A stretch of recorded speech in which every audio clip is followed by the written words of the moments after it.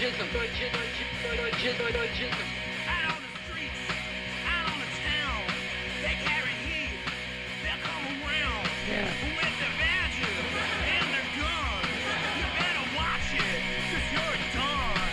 A shakedown, a shakedown, a shakedown. A night of warrants on my arrest, but I can't take this. Off the stress and everything's all such a mess. They never make me ever confess. What was that? A shakedown, a shakedown, shakedown. Shakedown, a shakedown, a shakedown. What was that? A shakedown, a shakedown, a shakedown. Soy juice? You can't do that. A shakedown. Jism. Yeah. Shakedown. A shakedown. Around my home and outdoors. Going on. Yeah. Found a cocaine in my trunk, but I don't know where the cocaine came from. Yeah. A shakedown. A shakedown. A shakedown. Big dude, big dude. A shakedown. A shakedown. Yeah. A shakedown. Jism. A shakedown. A shakedown. A shakedown. A shakedown. Yeah. Shakedown. Jism. Okay, that's an option too. Anyway, so the National Milk Producers Federation, they might actually like that one. There are things. Jism. Jism. Jism. What was that?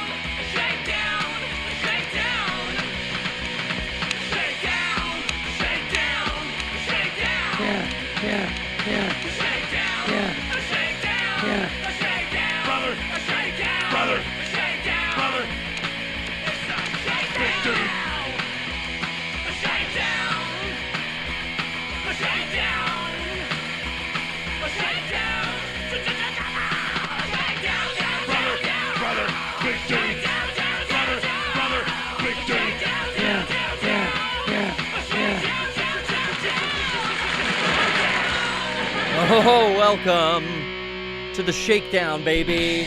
Oh, yeah. We're here. We are streaming Yeah. live on a Wednesday night. Give yourselves a round of applause. Oh, don't let it die down. Oh, yeah. Oh, God. Oh, thank you so much. You deserve it. So do I. And so does Brian. Yes, I do. Thank Welcome, Mr. Winters. Ha ha ha. Ethan Winters. Well, Miranda seems to have imposed upon me. Basically Nicolas Cage I- in every movie. You think you're special, Ethan. Ethan, how did it get burned? How did it get burned? We are with you in the Wicker Man village of Resident Evil 8. Heisenberg joins us as well as all the other cast of characters in Miranda's orchestra. He says Miranda in the beginning of the game. He says it the rest of the game. No, there was a moment in the end where he really gets fucking wordy, and he said Miranda a bunch. I was like, oh, you got inconsistencies, Heisey. Huh. I know. I was like, whoa, Miranda. he put the hard A on it. Oh, I feel like it's one of those things where It was only at the end I noticed. It's like the essence of that style of voice that when you go it Arr. almost sounds like an R. Well, we are playing Resident Evil 8 Village. I finished the game like 20 minutes ago. Like it. I am fucking so just barely slid into the studio, threw the PS5 in. We're trying out some new settings too. I'm streaming in 1080p. Oh! For the first time ever on the PPS, we're going high fucking def. Look at that King Yeah, Lord. look at me. I'm here. You're here in high def. Now, Look at some that. of our webcams still aren't high def, so that doesn't really do shit. But the game footage should be in high def now, and I am also at a higher bit rate. So, can we check in the chat? How's the that chat bit look, rate Brian? looking? They're looking good. Oh, there's nothing on the chat. Let me well, fix that. They're at Mother Base. It's time to have Din Din, and then they're gonna have Ziz. Time to have Din Din and Ziz over at Mother Base, and there's that chat. Guys, you know what? Now that it's in 1080p, you can actually see it. You could see it even Zoom smaller. Zoom in, Ethan Winters. I think that's about as big as we like it. Let's have a close-up on that. So, it looks amazing. Wow. Thank you. I'm going to rotate some things around, Brian. Oh.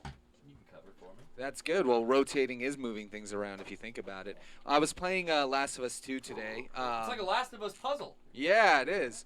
I was playing Last of Us 2 because they released a 60 frame per second update. I heard. That's and awesome. I was streaming this morning, and I'm like, well, shit, I'm fucking going to stream this game. So I streamed the whole game up until you get to Seattle.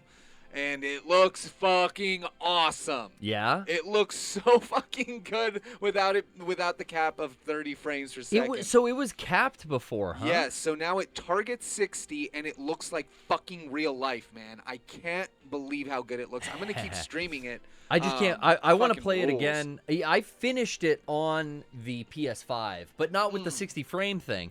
And even there, it was like, dude, I played like Ellie's half on a PS4 base, and then I played the Abby half on a PS5, like fully maxed. Yeah. And maybe that's why I liked Abby so much better. It is great. It certainly looked better. But we are, we're trying it out. The chat seems like everything's going good. It's good.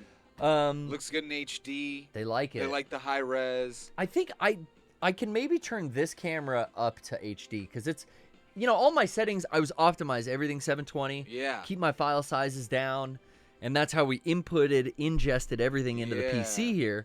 But now maybe I can go back to the individual cameras, not the webcam. No. But turn those up to 1080 now, like the game. And I think it'll benefit from that bit rate. Yeah. Being cranked to 5,000. We can hang, baby. We pay for that internet for a reason. Yeah, now you can see in detail all the shit that we have in here. It's actually really, like I say, this is one of my favorite places in the whole studio. It's one of my favorite places to be. Well, I mean, it's your office. Right here with you. I've been spending some time, Brian. Oh, yeah. Sitting in the studio, recording some songs, recording some stems, as they say. Oh. Learning more about this whole vocal and audio engineering kind of lingo. Oh. Got the vocal stems I sent off to the homie. Right. But new collabs coming down the pipe. You'll hear about them soon enough. Check the Twitter. Hell yeah. You know where to find it all. Let's get to the fucking gameplay because I'm so jacked. Yeah, so you literally just beat the game. So good. I was like going, it was, I like to get here. I like to leave my house at 5 to get here to start setting up for a show at 7. Yeah. I left the house at 6:20, 21. I think is when I texted you. That's 6:21. That's the time of the message. I was watching credits. I was like, hurry up, fucking credits. Come on, credits. I've heard, pray tell, that you have to buy Yeah. the Mercenaries mode. Yeah, it's worth so much money, too. 10 CP. It's clearly they just wanted you to come here and know, hey, guess what? You have... Good way to unlock You it, have yeah. 69,000... Whoa. Oh, our game capture is blocking what that gun is. Like, there's a picture of it. But yeah, you have 69,000 of this collection point money. But yeah, now have fun. You can get special weapons and add-ons. A powerful short-barreled assault rifle. So yeah, the end of the game, can I just say, was amazing. Yes. The way that the game wraps up in the third act was finally what I wanted a fucking Resident Evil game, which has been one of my favorite franchises to do, which was some like outside of the box shit. Yes. Fucking finally, you're joining the ranks of like Metal Gear and fucking Last of Us and like all of these cool fucking switcheroo type storylines. Like, I was just really happy with the third act of this game and the way it all came together. Answered a lot of questions, opened up some new ones. Yes. We can get fully into it with the callers. We could see how detailed and how spoiler did we want to get.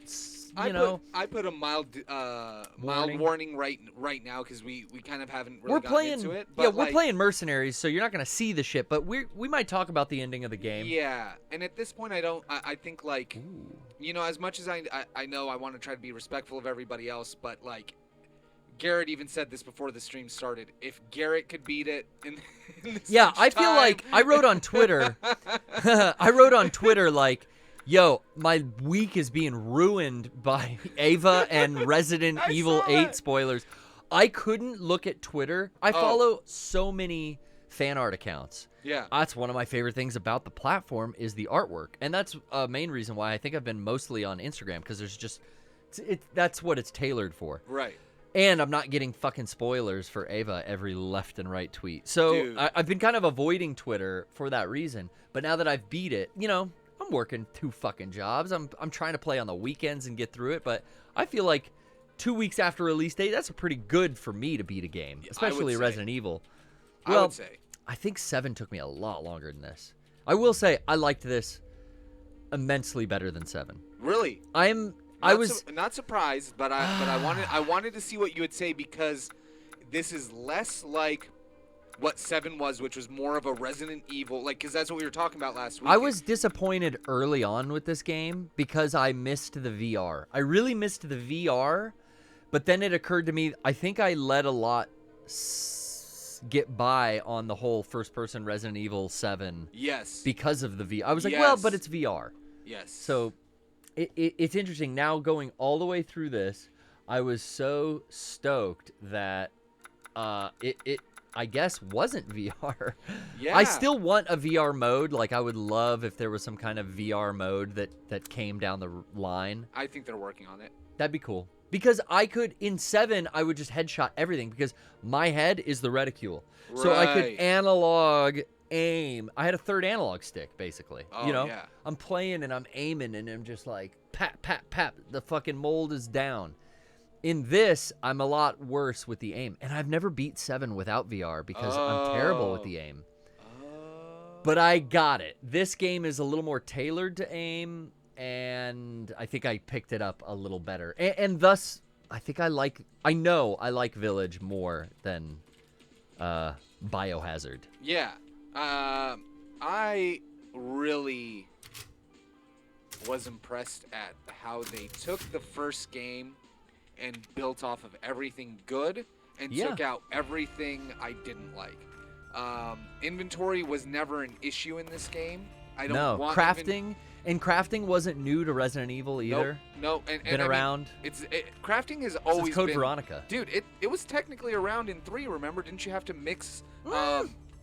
You're right. I'm sorry. Fucking dude. 3 is the inception. Yeah. It is 3. And so, like, for me, I'm like, at this point, crafting was, like, one of the things that they've been doing forever. But now it wasn't, like, this weird, complicated thing. They kind of honed it down to to what, like, Last of Us did. Where it's like, okay, here, you need 4 components. That's it. And then you can interchange these. Most things don't overlap, but a couple of things do. That was great. The fact that this has Resident Evil save music in this room made me so happy. Yeah. I didn't know that. Yeah. Hold on. I gotta like crank one of these TVs.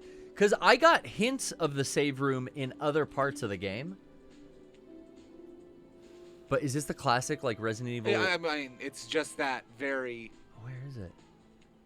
But is it one of the original games music? I can't tell, but okay. I mean, it is that...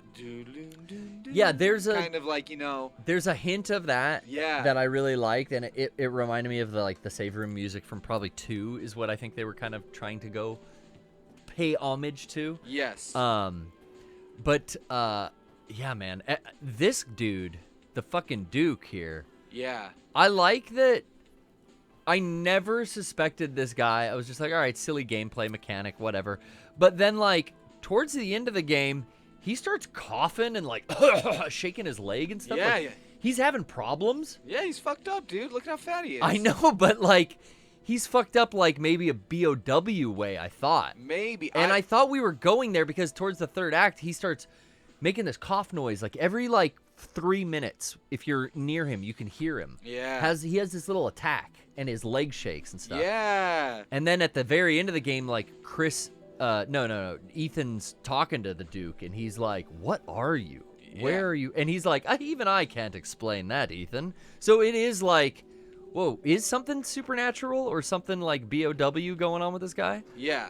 I mean, he could. I expected to fight him at the end. And now, I didn't get that, but I thought he was behind everything. I thought that based on what he was doing and the way that he was, because of his opulent nature, I thought he was trying to eliminate Miranda. and being everywhere. Like he was at the right place at the right and time. giving you all the information that you needed. But He's playing with all the relics that they are using. Yeah, the the Kadu Kadu, and everything. He was playing with the puppet at one point. Yeah. Look familiar, Ethan. So he's clearly able to get around. And he's some sort of, like, I don't know if he's got the mold in him or something. I mean, I think the storybook pictures at the credits, I think they kind of tell the story of, like, yo, everyone in the village got mold through some type of fake vaccination program. Uh-oh, conspiracy. Could be. Oh, no. Did Bill Gates put the fucking Kadu inside the Duke?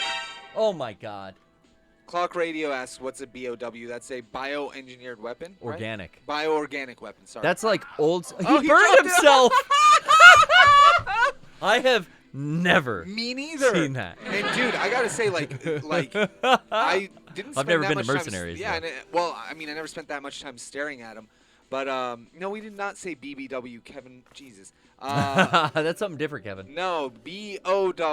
Bioorganic weapon. That's like old school Resident Evil. That's what they call all the T-virus zombies, the hunters, Yeah. the Neptune, the Yawn.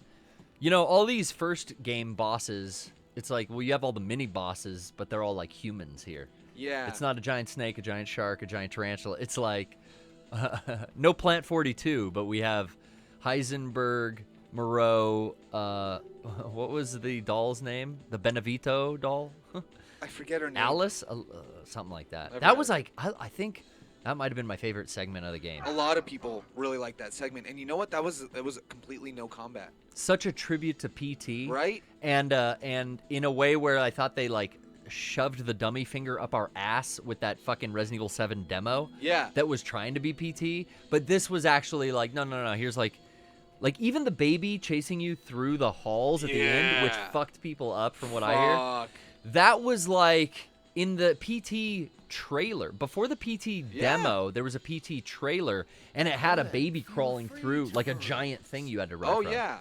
That was like even entered into that House of Benevito, which I enjoyed. I love that Capcom was able to make a Capcom game again. Oh, I have all my stuff from the game? No, I just have the Lemmy. So you have limited stuff. It depends on how you like to play Mercenaries. I've never done it, so I'm about to find out. Have you done Mercenary in another game? Every other version of Mercenaries, but not in 8 yet. Okay, so the first time I did it, I just went, hey, let's have fun, and I sold everything and went with a shotgun. Yeah. Which was a little stressful. But then I realized that I do a method called the gamble, where I sell absolutely everything I have except for the handgun ammo, and I upgrade the machine gun, the pistol. Ah. The one to the right of that. Yes. Because that one... I have the Lemmy. Let me just fucking... Yeah, start however you want to start, because honestly, it's just fun. Let's begin the begin, Yeah. and then we'll start upgrading and do shit. But I'm going to spend all my money on power for the Lemmy right now. I genuinely really, really enjoy playing Mercenaries so far. I've only done the first 2... like things that you get in Mercenaries, what you're about to do, and then the next. Yeah, village, and then what's the second Castle. level? Castle. Oh. So I've only done those. You have to A rank to advance. So Castle was my favorite location.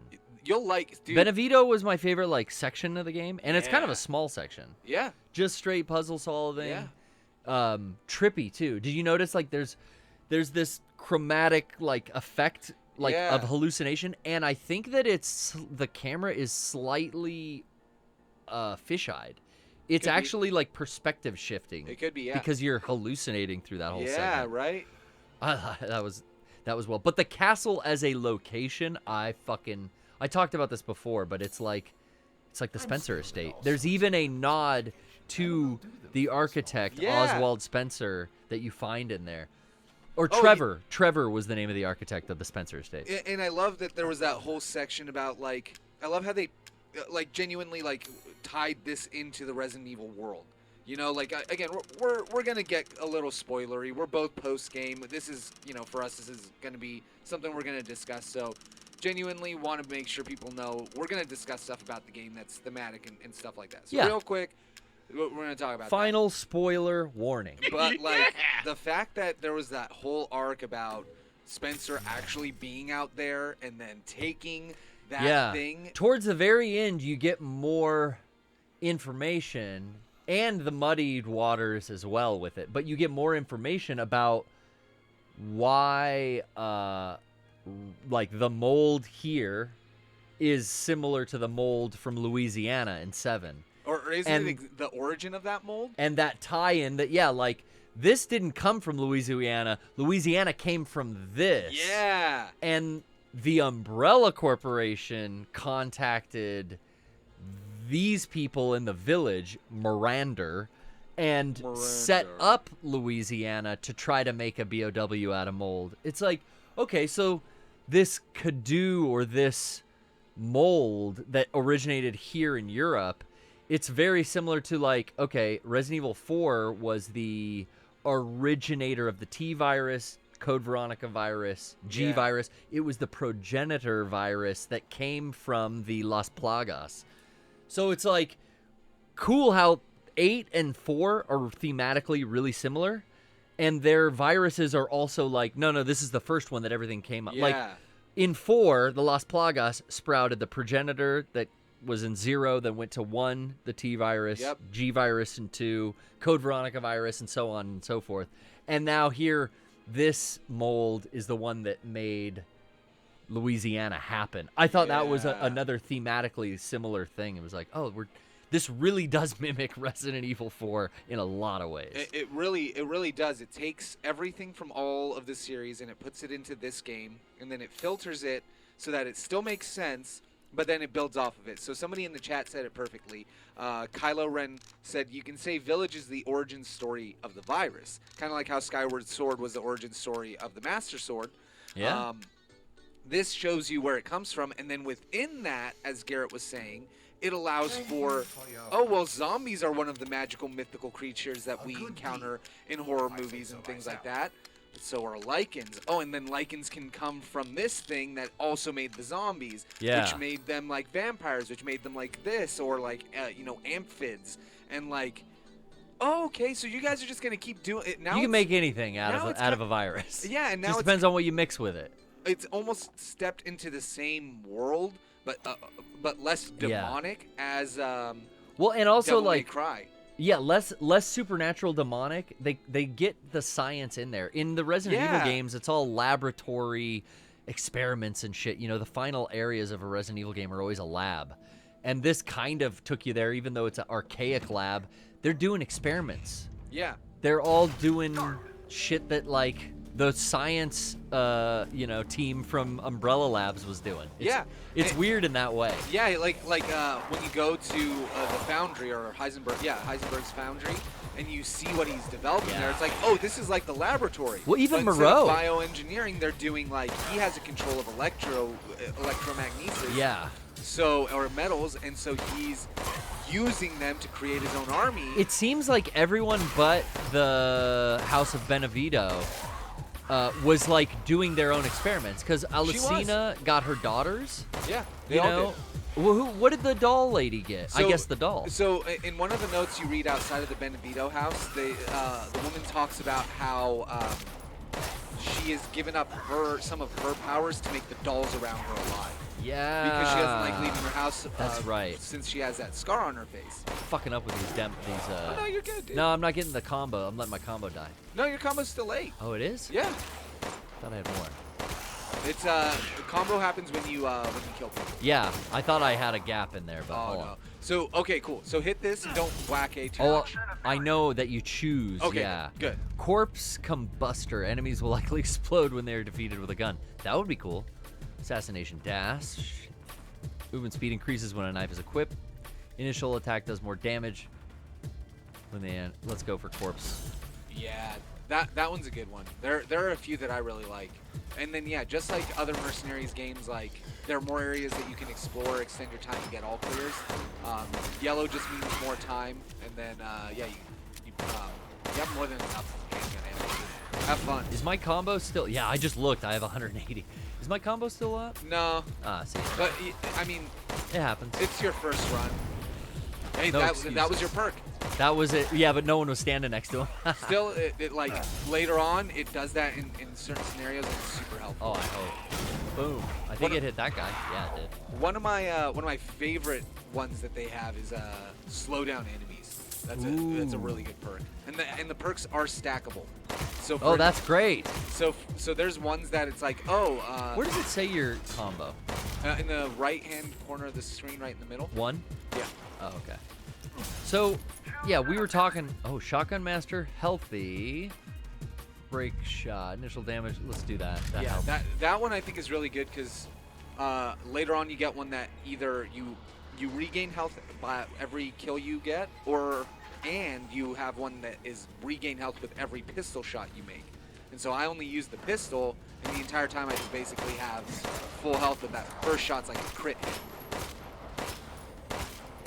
This game is fun, man. Like, genuinely, the fact that there was that whole, like, shooter part at the end of the game, like... Oh, yeah, the fucking...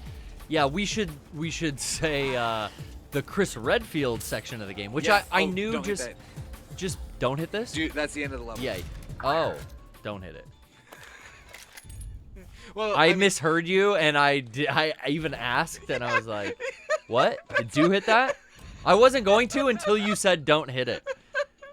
Well, let's just fucking try that again. No, you're in a cycle now. You have to move on. What? So that's why I was telling you not to hit it. So the first it's waves. It's a wave. It's a set. So you're now you're moving to set 2. Oh, that's okay then. Yeah. So once you finish it, you can replay it, which is what I did. Yeah. I mean, I could probably back out and restart right now if I wanted to. But let's keep leveling up the fucking Limmy. The Chris Redfield section though, we started talking about that towards the third act, the end of the game stuff. Yeah, when you're just like, yo, here's me and my team with fucking unlimited ammo, essentially. They're just dropping ammo everywhere. Oh, yeah. There's no more treasures to pick up. There's nothing to do but fucking shooting gallery. Yeah. That's where the adaptive triggers were cool on the PS5, because they were vibrating like crazy with automatic fire. I did turn them off, though. In the game, I felt like I would misfire a lot. Like, the adaptive triggers would fuck up. I'd try to pull the shotgun, or I'd try to pull the handgun trigger, and it wouldn't be resistive. It would just be super soft. Oh. And the gun wouldn't go off. And I'd be like, what? Is it not registering? Like, what's happening? Wow. Yeah, because you mentioned that beforehand, and that happened to me, I think, a couple of times. I chalked it up to it being fire rate speed. I'm trying to fire faster than it can actually fire itself. But it was fucking dude, me. for me, a couple of times against Moreau, when I was trying to downscope, I would have an issue with it not registering my downscope, or I'd have to like really pull hard. But that didn't really happen too much. And maybe I don't know, like I ignored it, but I genuinely cannot say or sing this game's praise enough. Yeah, it's a fucking blast. It's very easy to say I like it more than 7. Yeah. But the Chris thing was fucking cool. Like, he's on the cover of the game. Yeah. We knew we were getting to him. What an awesome segment, though, to go through and mow down all the enemies that Ethan's had all this trouble with, and you're like, oh, look what night vision and real fucking gear gets you. Yeah. Right. Yeah. So we had this explanation of, like, the Louisiana incident and how it got there, and it's kind of like retconned that Umbrella contacted these people when they were still a corp. Yeah. Before they moved to Tricell and before any of that shit happened, or whatever Umbrella is now, because Chris is still working with Umbrella in this game. So I guess the Not a Hero shit, him being a clone, isn't a thing. But I love that. Not yet. But why is skinny Chris? He's so skinny there. We finally got wide, giant biceps. I could tell you, I commented on the size of his arms when you go to the Chris segment and he's in his fucking tight field armor spandex shirt. Yeah, I'm like, all oh, badass. they're the Redfield guns I missed. Yeah. There's the biceps not a Yeah. hero was lacking. I didn't even think about the fact that his arms were small and not a hero. I'm sure that was just because they didn't build a separate model for Chris. It's Ethan, but it's just weird. But anyway, that game asked all these questions. That's what I want to get to. Is like we talked about how like this game put forward it retconned everything in Louisiana happening because Umbrella was trying to make a BOW out of Evelyn and all that shit. right. This also, at the end of 7, opened up this thing where, like, yo, Chris works for Umbrella. All his guns say Albert Wesker model on them. Like, why is Umbrella here to, like, atone for their sins? Well- you know, like, that. We always thought that was weird. Right. This game kind of doesn't answer anymore. It just expands on it a little. Well, And you're still working for Umbrella. yeah. You're still with the Umbrella team. And what were you going to say, Oh, Brian? I was gonna say there's 2 different umbrellas. There's the original red umbrella, the one that was doing all the naughty shit and had to get spanked. And then the blue umbrella, which is like working with the BSAA. No. Yeah. Working with the BSAA, I don't know. The end of this game, what I was going to talk about was like the BSAA is different now. They're the bad guy and Umbrella's the good guy, it seems. Because at the end, I didn't recognize that, like, yo, the color blue is like a different. You think that's like a different Umbrella company? Oh, I thought they said that in so many words. Basically, like in the last game, they said no, we were built out of the ashes of Umbrella to fix for its wrongs, and that's why Chris is here. He's taken over it. Like we're gonna do that. They did say that. And then in this game, there's like another entity that we've discovered. Ryan keeps saying their name is the Connections. I didn't get that. The what? They're called the Connections. Who? I've never heard that. Yeah, I don't remember reading that somewhere, but I know Ryan's platinum this game. or Yeah, he's he's played played it a bunch of times.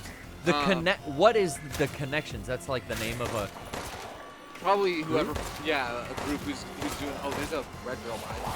Oh yeah, see that fucking thing. But yeah, like so they're the ones who are kind of behind everything in this game. Here, what we're finding out is the reason Umbrella is used as a logo is because it's from this village too. So he took, like Spencer saw it, and he's like, I'm going to use your logo because I like it so much. So we still kind of don't even know. That book about Trevor being a architect, we know that built the Spencer estate in Resident Evil 1, you know, in the Arklay Mountains of Raccoon City. Yeah. This famous architect, like, he got his ideas and he wrote a little book that's in Demetresque's castle about castles and keeps of Eastern Europe and my, you know, like, exploration of them. And it's like, oh, this guy came, researched these famous castles, and then went and built the fucking Spencer estate based off of the Castle Demetresque. Yes. And he built the Code Veronica mansion based off, like, Trevor is an architect. He's responsible for all the puzzles in the Resident Evil series, because the lore is that this guy, this architect, was, like, obsessed with these puzzles and everything. Yeah. And that's why you have, you know, puzzles in this game. Yeah. Ooh, there's an upgrade. The fact that, it all came from this village because he came here as a young man and studied architecture is crazy to me. And then, you know, he saw the Umbrella logo and he went on and, you know, I guess they used it. It's weird now how we're going back and forth in the lore. Which is why I love it. But what I thought, though, was at the end of 7, we get Chris Redfield working for Umbrella and the whole not a hero thing, and it's like, this is fucking weird, right? Yeah. I still think it's weird. Because his fucking gun was the Albert Wesker model everything in 7. It's not here. It's like... It's some different one. It's an Umbrella custom that's modified to Chris's specifics, and even on the slide there's engravings like the old Kendo gun shop would do, and it says like Hound Patrol or some shit for Chris. Yeah. And then him calling himself Alpha. Well, yeah, because now he's part of Alpha Team. The Wolf Pack. No, it's the Wolf Pack. Everything's like dog names and canine unit, and he calls himself the Alpha because he's the leader of the team. I didn't even think about that. It's just so funny. It's like alpha dog shit. They're called the Hound Wolf Squad, and I love that. Yes, that's what it says. It says Hound Wolf on his handgun. Should I do fickle shooter? Attack increases when switching between enemies. Ooh, that's kind of like how I'm playing it. That's what I always Shotguns boost. do more damage. Damage taken decreases. Fuck that. This one. Yeah, Yeah. that's a good boost. Because right now, it's just gonna. All of these upgrades are just gonna be for this one playthrough. So they So they stack. Until I go to the next. I shot that arrow out of the sky. Yeah, good Didn't job. know you could do that. Oh yeah, you can swipe them out of the sky for a trophy. Oh, with a knife? Yep. Sick. In the main game, not in the. I like that there was one QTE where you're about to get sucked into a giant fan, and there's one like aim at this fucking thing before you get killed. Oh. Which is essentially a QTE. I guess so. Yeah, you're It's right. like, all right, thank you. It had one. It's still like Resident Evil 4. That's not where I want to go. That's the exit, right? Yeah. Where's more guys? Down, all the way down. All the way down. Yeah. Oh, Like gunning. am I picking up Lel? The Lay? lay? Oh yeah, it is a lay. The more I time just to say your shit. left. I love that there's actual like ghouls and not just, you know, the werewolf thing and everything that I saw in the trailers was cool. I'm like, thank you for doing different stuff. Yeah. You explained it all with this Kadu and like inserting wolf blood, and we're making lichens. Well, or like the failed experiments make like. Yes. You know, like. But these ghouls too are like they're drained from, you know, whatever the vampire that they made out of, you know, Demetresque. These ghouls and these vampires that come out of the earth of her castle are fucking. It's as close to a zombie as I need. You know what I mean? Yeah. So we got the old school Resident Evil feel of having those like slow-moving zombie-like creatures. Although they have weapons, which reminded me of 6, which is kind of weird.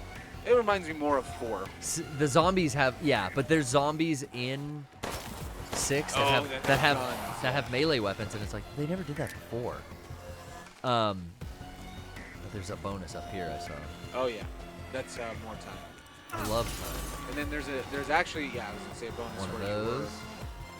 you. But yeah, I mean, honestly, I just love that they that they added to the lore, that they made it all make It's some new. sort of connection. It's a connection, but it's new enough to fit in like vampires, Frankensteins, werewolves. Like those Fishman. It's like you got the creature from the back lagoon. You got. I bet Warner Brothers wants to sue. Actually, I didn't look at what never I even picked. considered it till you just said that. Like that they got You got- Wolfman, yeah. Frankenstein, and Vampire and vampires, Dracula. and then the creature from the Black Lagoon. You're absolutely You got right. what our caller, I believe it was Andre the Kaiju, said, the Hammer film enemies. Yeah. But now kind of owned by the what is it, Warner and their Dark Universe thing. Yeah. Universal monsters. Yeah, that's a Universal monster. And the ghouls could be kind of like mummies. Who else is in Universal that we're leaving out? Wolfman. Who else was in Monster Squad? I don't know. It's everyone. Dude, That's I all of I them. didn't watch one. I didn't watch that at all. Let's see. Handguns do more damage. That's definitely what we needed. I forgot what I picked last time because I was button mashing. Yeah. So I just grabbed the first one. Yeah, I don't know. But slowing down time is good. Oh, you gotta book it. I have to get out by the evac. Yeah. Oh, or what? Or kill a guy, get time. Well, yeah, that might help because you'll get 30 seconds. Oh, 10. 10 seconds. Oh my God. Give me it's more. You're right. Will I? I'm not listening. Oh, to my right. Shit. So he's saying like get out now. Yeah, because now you did a stage clear. But you have to clean up the cat. Let's see if you can do it. I don't think 11. I think you can't. No. Oh, so I do have to pick shit up. Oh yeah. If I don't make it, what happens? Fuck. You die. I don't know if I don't know. Hopefully if it I get to allows you- restart. I don't know what happens honestly. I think you might just keep going. Nope, you just get an automatic C. Oh yeah. Well, restart. So this is back to level 1. Yeah. So now everything is wiped back to 0. But do I the gun mods too? Yep. Oh. So that's why okay. I do a gambler's run. I get rid of all my health, all my other ammo, and my original gun, and I buy that one submachine gun, and that's been my fucking thing. But Let's try it. I want us to try a submachine gun run. You sell. Oops. Yeah, but we're gonna do more. You're saying you just keep the handgun ammo. yeah, And you go submachine. I haven't even used a submachine gun yet, so I'm excited. I do want to keep my No, fuck it. Gamblers run, baby. Right? Like that's how This I is feel. Brian. This is my coach right here. Yeah. We're doing pro gaming now. Yeah, and then I leave this alone, and I go to the gun shop, and I buy the fucking thing that's top right, I think. There he is. I love the accessories too. I love combining. Ever since Resident Evil 2, you can combine weapons. I love that shit. And then I go to the perks, because now you should have 5. What's that? $5,000? Yeah. Yeah, I got $5,000. So you should be able to. You go power? No. I would go power. I forgot can't, that. though. Yeah, I forgot that when I play it, they give me a plus 5,000 because I'm doing a run after I beat a run. Let's do capacity. But I was gonna say that's a good one to do now because you'll get more than enough money on your run. Sure. And then you'll be able to upgrade some shit, and then you'll sell all the extra ammo that you're gonna get. Okay, that was practice. I know what I'm doing now. I'm doing Brian's fucking run, the gambler. What do you call this? The Yeah, call gambler's this run? a gambler run. I love it, dude. I love it. Oh, I should have quit Oh, it. you should have quit your weapon. I didn't even realize. Holy fuck. Soy jism. Is there anyone jacking off to this right now? Guys, I'm just all over the place. Fuck. Let's All see. right. Do we want to take a Discord call would be great, and then a quick break after that before I even take the gambler's run. All right. Let's just do a quick Discord call. What's up, my boy? Dr. Ryan, let's get you in here. What's up, Doc? Hello, Garrett. I'm here to tell you the questions you had about the story of Resident Evil 7 and 8. Because here's what I thought was like, Chris is still working for Umbrella, but I don't know why Umbrella are the good guys. I still don't know. And why are the BSAA, why is he all pissed at them for coming to help take out a BOW? Isn't that what he used to do with the BSAA in Africa in 5? And then it blew my mind, the big reveal at the end of like what the BSAA sent in.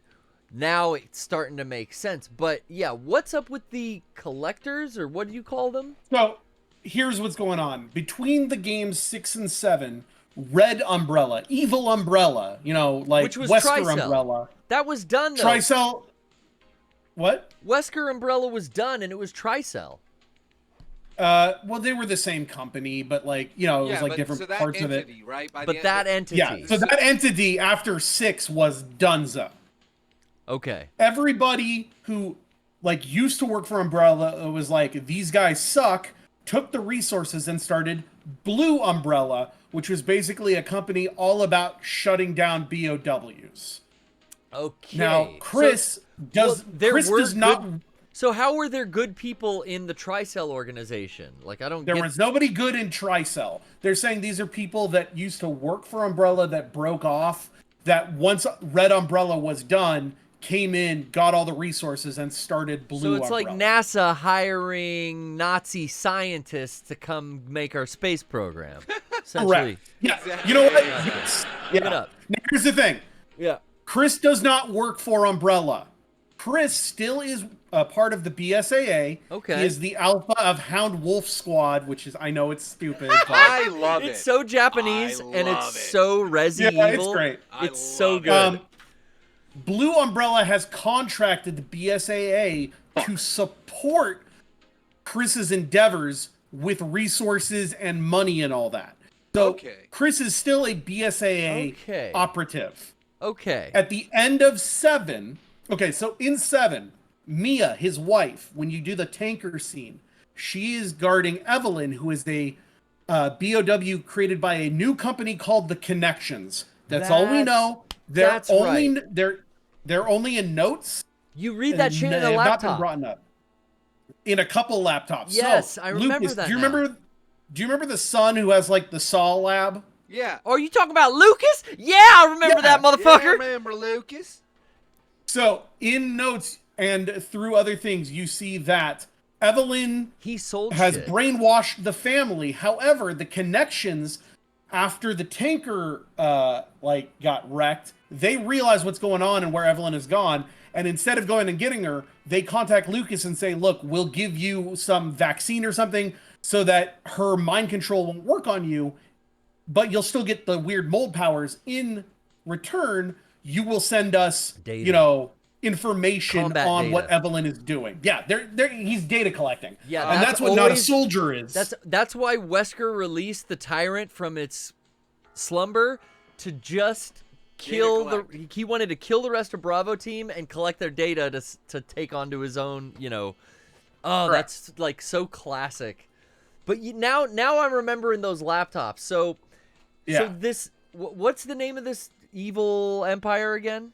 The connections. Connections. That's all it is. We don't know more about them. Now, I want to also say, okay, number one, you said that in Not a Hero, Chris is a clone. Chris is not a clone. Well, Chris he's so fucking skinny and it's been. They just said we wanted to go a new way and it didn't work. They have said he's not a clone and it was just bad art direction. It was just bad art direction. Okay. All right. He's not a clone. Hey, maybe he was on a cleanse. He went vegan. Yeah.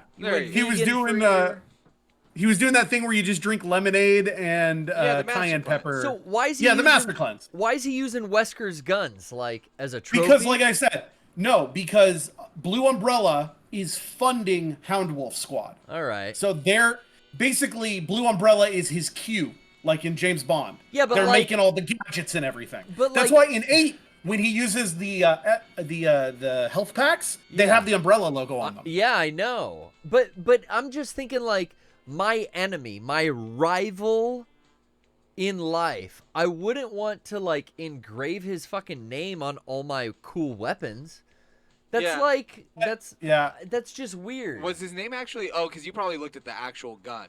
Oh yeah, the guns in 7 say like Wesker model, Albert it's Wesker, like the Wesker custom. I feel like he probably. I mean, it could be written off as he probably had a custom gun and they just why change the name at that point. But I mean, Chris had his own.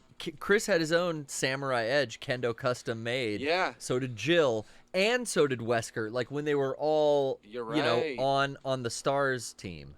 You're right. Did you find Ethan has a book from Joseph Kendo on gun techniques? That was fucking great. Cool. Okay. So the other thing that I wanted to bring up is you kept saying that Umbrella and Miranda were working together. They were not. The Connections and Miranda were working together. Okay. I didn't think that Umbrella was working with Miranda. Okay, you said that a couple times, and I just wanted to make sure. No, Miranda was like... To me, it seemed like Miranda was working on her own. Miranda was working on her own about 100 years ago. Then Oswald Spencer shows up. Yeah. They do work together. And then he goes, well, this isn't going to work because the mold takes too long. And also, your whole thing is just getting your daughter back. I want to do everything. I think a virus would be a faster way to get everything out. And then that's when he writes and says, I found the progenitor virus, which is how that all starts. Yeah. Okay, gotcha. Yeah. So he was researching mold beforehand. Yeah. This bitch is like 100 years old living in a cave or, dying in a cave. Yeah. Well, the daughter that she's trying to bring back died of the Spanish flu. So that's at least 1912. So that was she's very old. Yeah. That was a crazy reveal. Her character art and everything was really cool. Although in that final boss fight, I kept shooting her fucking crown instead of her goddamn head. Oh. Because it's like a big gold thing that you're like, oh, hey, yeah, there. Oh, wait, that's not hitting. I'm not hitting. I'm missing all these shots. Okay, thanks, Ryan. That explained it a lot for me. It made a lot of fucking sense because I'm totally like blanking on that. You beat 7 so many fucking times. Yeah, the connections. I blanked on them. This so I know you're having fun with this mode. I fucking hate this mode. I heard, and I'm like, what's so hard about it? you'll understand.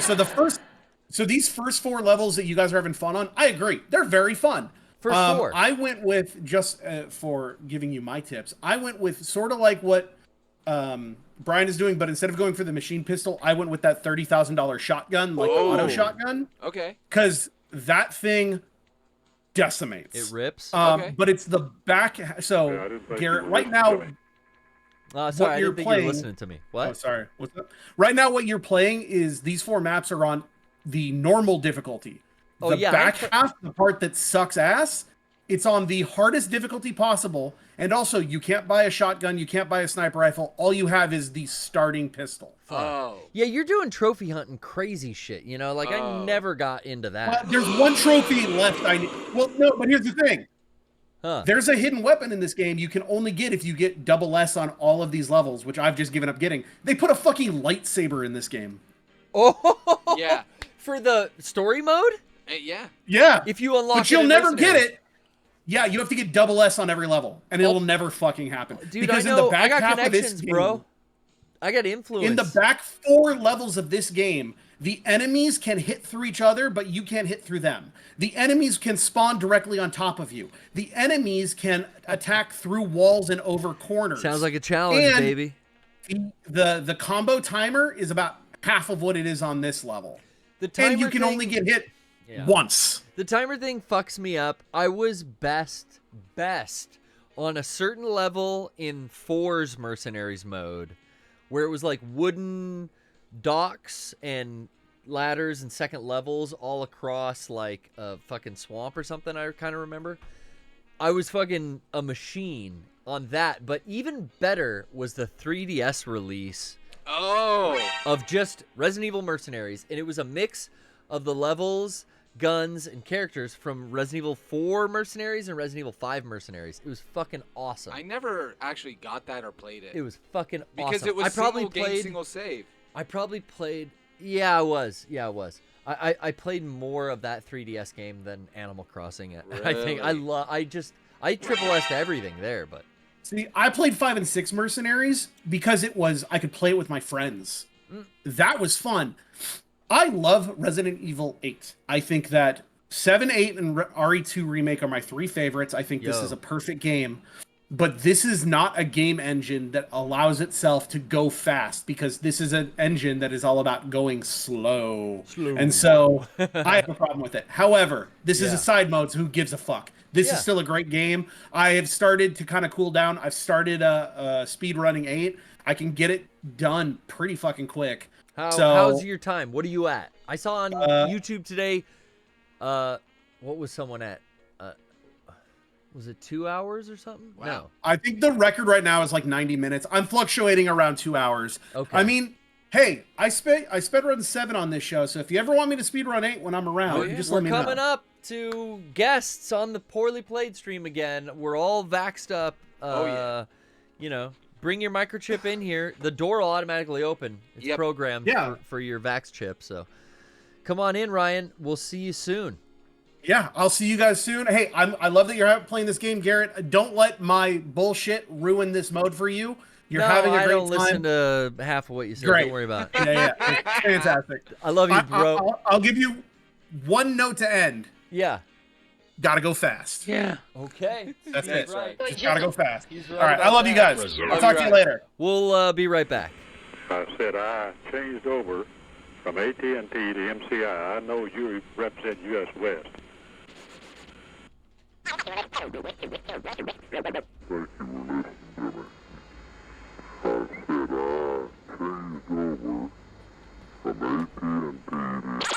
I changed over from AT&T to MCI. I know you represent U.S. West. Yeah. But you also represent AT&T, right? Yeah. That's wrong. You do represent U.S. West? Yeah. But why? What happened? Well, I changed over to MCI. Then I found out all of the pornography. Yeah. All of the pornography.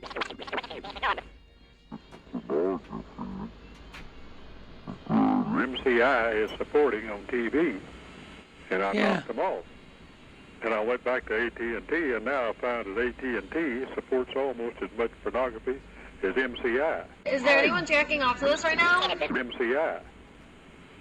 And I'm getting real upset with these outfits that all they can do is support pornography on TV for all the kids to watch. Can you believe it? In other words, you like pornography, is that it?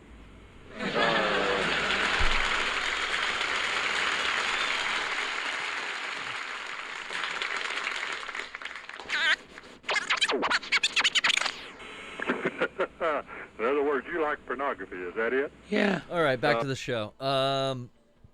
That's it. Brian stepped out for a little piddle. I took a pish earlier. We're all caught up. Thank you for joining us as we speed through. My friend Ryan said, gotta go fast.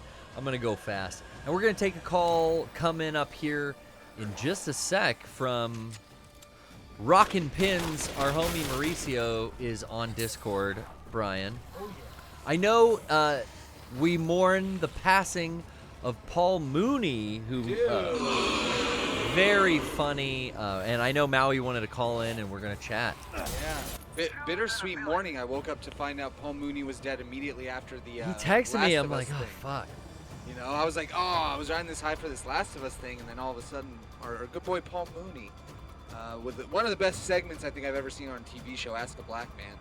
Oh, yeah, I had just rewatched a bunch of the Chappelle Show stuff when it came back to streaming. What's up, Maui? Oh, he dropped. We're pulling you back in. And I forgot about those in the... I don't even know if I'm allowed to say the other... mispronounce the Nostradamus sketch. Oh, yeah. Those ones. Yeah. Am I allowed to? You are. I think I'm too pale in the pants. Very good segment. But yeah, this is Paul Mooney Nostradamus. You'll find it. Well, it's not Nostradamus. Hey, Maui, you got to unmute your mic. What's up, home? Rest in peace, Paul Mooney. That's a good Paul Mooney. Listen, motherfucker. I'd want to, but it's like it's hard to without saying, a certain word. Oh, but I love Paul Mooney. Paul Mooney made me laugh like no other. Like he legit makes me laugh hard. His shit was so real that it was so made white people uncomfortable. His shit was so good. Oh my god. Yeah, I helped run the Richard Pryor official, like the social media. So I put up, a photo of him and Richard. Well, he was. He wrote. If anybody doesn't know, he was Richard's writing partner back in the day. They met working at the Red Fox show, and then they did the Richard Pryor show together, and then. They did Paul Mooney helped them do stand up and all that stuff. But yeah, you can find some of his stand up. Where is his stuff? I know it's on YouTube, but is there anything on like Netflix? No, this stuff is all he had a thing on Showtime, so maybe on the Showtime app. Well, but there was a great clip he had. Where he just sat on a stool with two naked bitches on either side of him with their titties out. Oh my god. I think he came out and he was like, "White girls, take your titties out." How funny. And then there were just like two topless women while he did a set. I think that might have been one of the Showtime specials I saw. Oh my god. But yeah, if you go to his shit was YouTube, so fucking there's real. a lot on there. And also my favorite appearances of him were on the Howard Stern show, and I actually uploaded one of his full interviews. And yeah, he was so hilarious, and he's the godfather of comedy. I mean, Dave Chappelle put out his respects on him. Everybody in the comedy community is just putting respects on him. Chappelle put him on that show where a lot of people saw him for the first time. Yeah. Probably me. I'm not gonna fucking. Me too, man. I didn't know him before that. I don't think it was before Dave put him on that Comedy Central show that I saw that watching basic cable in 2003 or whatever. Right, like that was I think a lot of our introduction to. I mean, that's how a lot of us found out about Charlie Murphy and a lot of other comedians really came from that show. What's cool, what's a funny story with Paul Mooney on the show, because when he initially was on the show, he did a character Negrodamus. That was really funny. It was just he said a joke about Wayne Brady. He says Wayne Brady makes Brian Gumbo look like Malcolm X. And Wayne Brady, when he saw that, he got really offended. He got really offended, and then he reached out to a Chappelle show, and that's why that sketch of him, I'm Wayne Brady, bitch, or break yourself. Yeah, that's that because season of that. 2 sketch is is because they mentioned Wayne Brady when he told that fucking joke. Me, that shit. I just made a noise like I've never heard before. Me, but that's how. But yeah, if you're a fan, you just listen to Paul Mooney stuff. If you go on YouTube, the special Jesus Was Black and So Was Cleopatra. That special where he's at the Laugh Factory is hilarious. So I recommend everybody, really go check that out. But he will be missed. He was definitely an icon. Yeah. Joe Diaz put something out too. He Joey used to did? follow.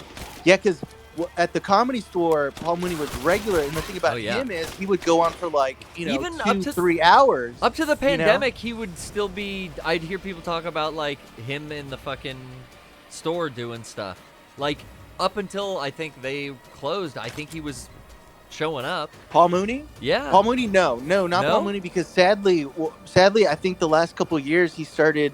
I noticed because I'm a fan. He started getting, I think, like dementia or he's been Alzheimer's. He's been out of the spotlight for a while. I think the last appearance he did on TV was when the Arsenio show was rebooted a while back. I don't know if you remember. Oh shit, that's a long fucking time. Well, but when he was on. When he did that appearance, he was kind of off. He was a little bit off, but yeah, he was an older dude, man. So it's like he was out of the spotlight. God damn, Time the Destroyer, man. I mean, it fucking gets us. So I'm like picking up shit, not looking at time. He was a legend, man. He's a legend. You know, the life that we got right now is so fucking fleeting. We might as well enjoy it. While we're here, I mean, exactly right, and that's laugh a little like old Paul did. That's what he said, and I think a lot of people also forget the dude was actually, he was 73. That's pretty long life. You know, I'm not there yet. I'm getting sentimental, dude. Even when he was doing his Chappelle show, it was he was already kind of older in his age, so. The guy had a great life, and especially towards the end, people got to know who he was a little bit more. Made me really happy. That's Oh, check this out. I'm check glad this out. Do you guys remember In Living Color? Yeah. Oh yeah. He created Homie the Clown. He created Homie the Clown. Because he wrote with the Wayans brothers on that show. He was a writer. Yeah. That's so fucking funny. Homie don't play that. Homie don't play that. Yeah, it's amazing, man. You don't really realize. I love when.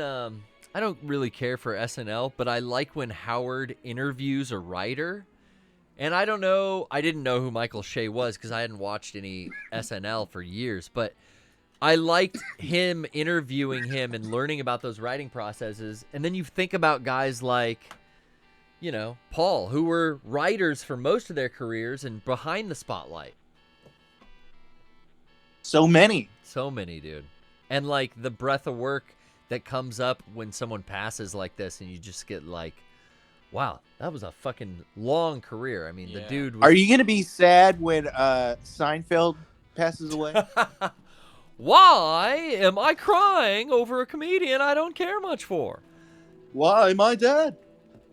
Who knew hell was real? I'm kind of a dick, huh? My girlfriend wasn't 21 at the time. Shall I choose something for you? He comes off like such a dick. Yeah, I think that's part of his little thing. Like, he's one of those people that pushes himself to be like perfect comedian all the time. Like, I think that's just part of his persona, where it's you could be doing it the asshole way, or you could do it the better way. He's but whatever. You're the biggest asshole, my He's friend. an easy target. He's like Dane Cook. I feel like Jerry Seinfeld's an easy target, but I mean, homie's out there making his fucking intellectual cash. He's getting paid. So. Oh yeah. That comedian in cars getting coffee is like, I've seen a few episodes of that. You can just tell he's got no patience, which is kind of dicky. And you hear about like Chevy Chase was a fucking dick, and I just feel like these guys are witty and they have no fucking patience, and they're fucking smart. And that's kind of like annoying to fucking dumb people like me, I guess. Well, I think I got a question for you. He's an easy target. I think it's one of those things where it's like, it's impolite to be this way, because like, yeah, you're probably right if you want to, and that's why it's funny. But then it's like, so like they can't just. They're the type of personality that strikes me where they can't sit with anything being off. That the way that they deal with it is by diffusing it and bringing it up. And so that's because I read that from it's like, so you're gonna use the brown sugar instead of the white sugar. Oh, interesting.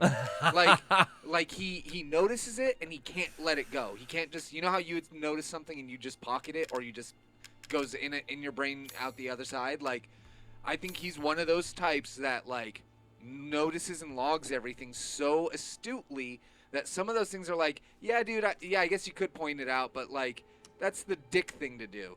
So maybe don't always do that. And I think that I totally get what you're saying. But that's my shtick. Exactly. Like then they say that's my shtick. I like I would love to be roasted by someone I respected. Well, and even Jerry too, but that's not his thing. Yeah. But like you can be a dicky comedian in a different way and not so I don't know what it is. Yeah. Like and so Jerry's also he's fucking old. Well, I think there's also this weird thing about Howard's getting too fucking old for me now too. Yeah, I think sometimes when you get just older in life, you gotta you notice certain things and you just see them happening over and over, and that's just you fixate on it, and that's they're gonna keep having an issue with it because you want that problem to go away, like right, like anybody who has a problem, it's just like I wish it would disappear, but the problem is they don't, and that's why it keeps being annoying. So I think this is one of those things where you could either let it bother you, or you could just be like, fuck this thing, I'm going to keep moving on.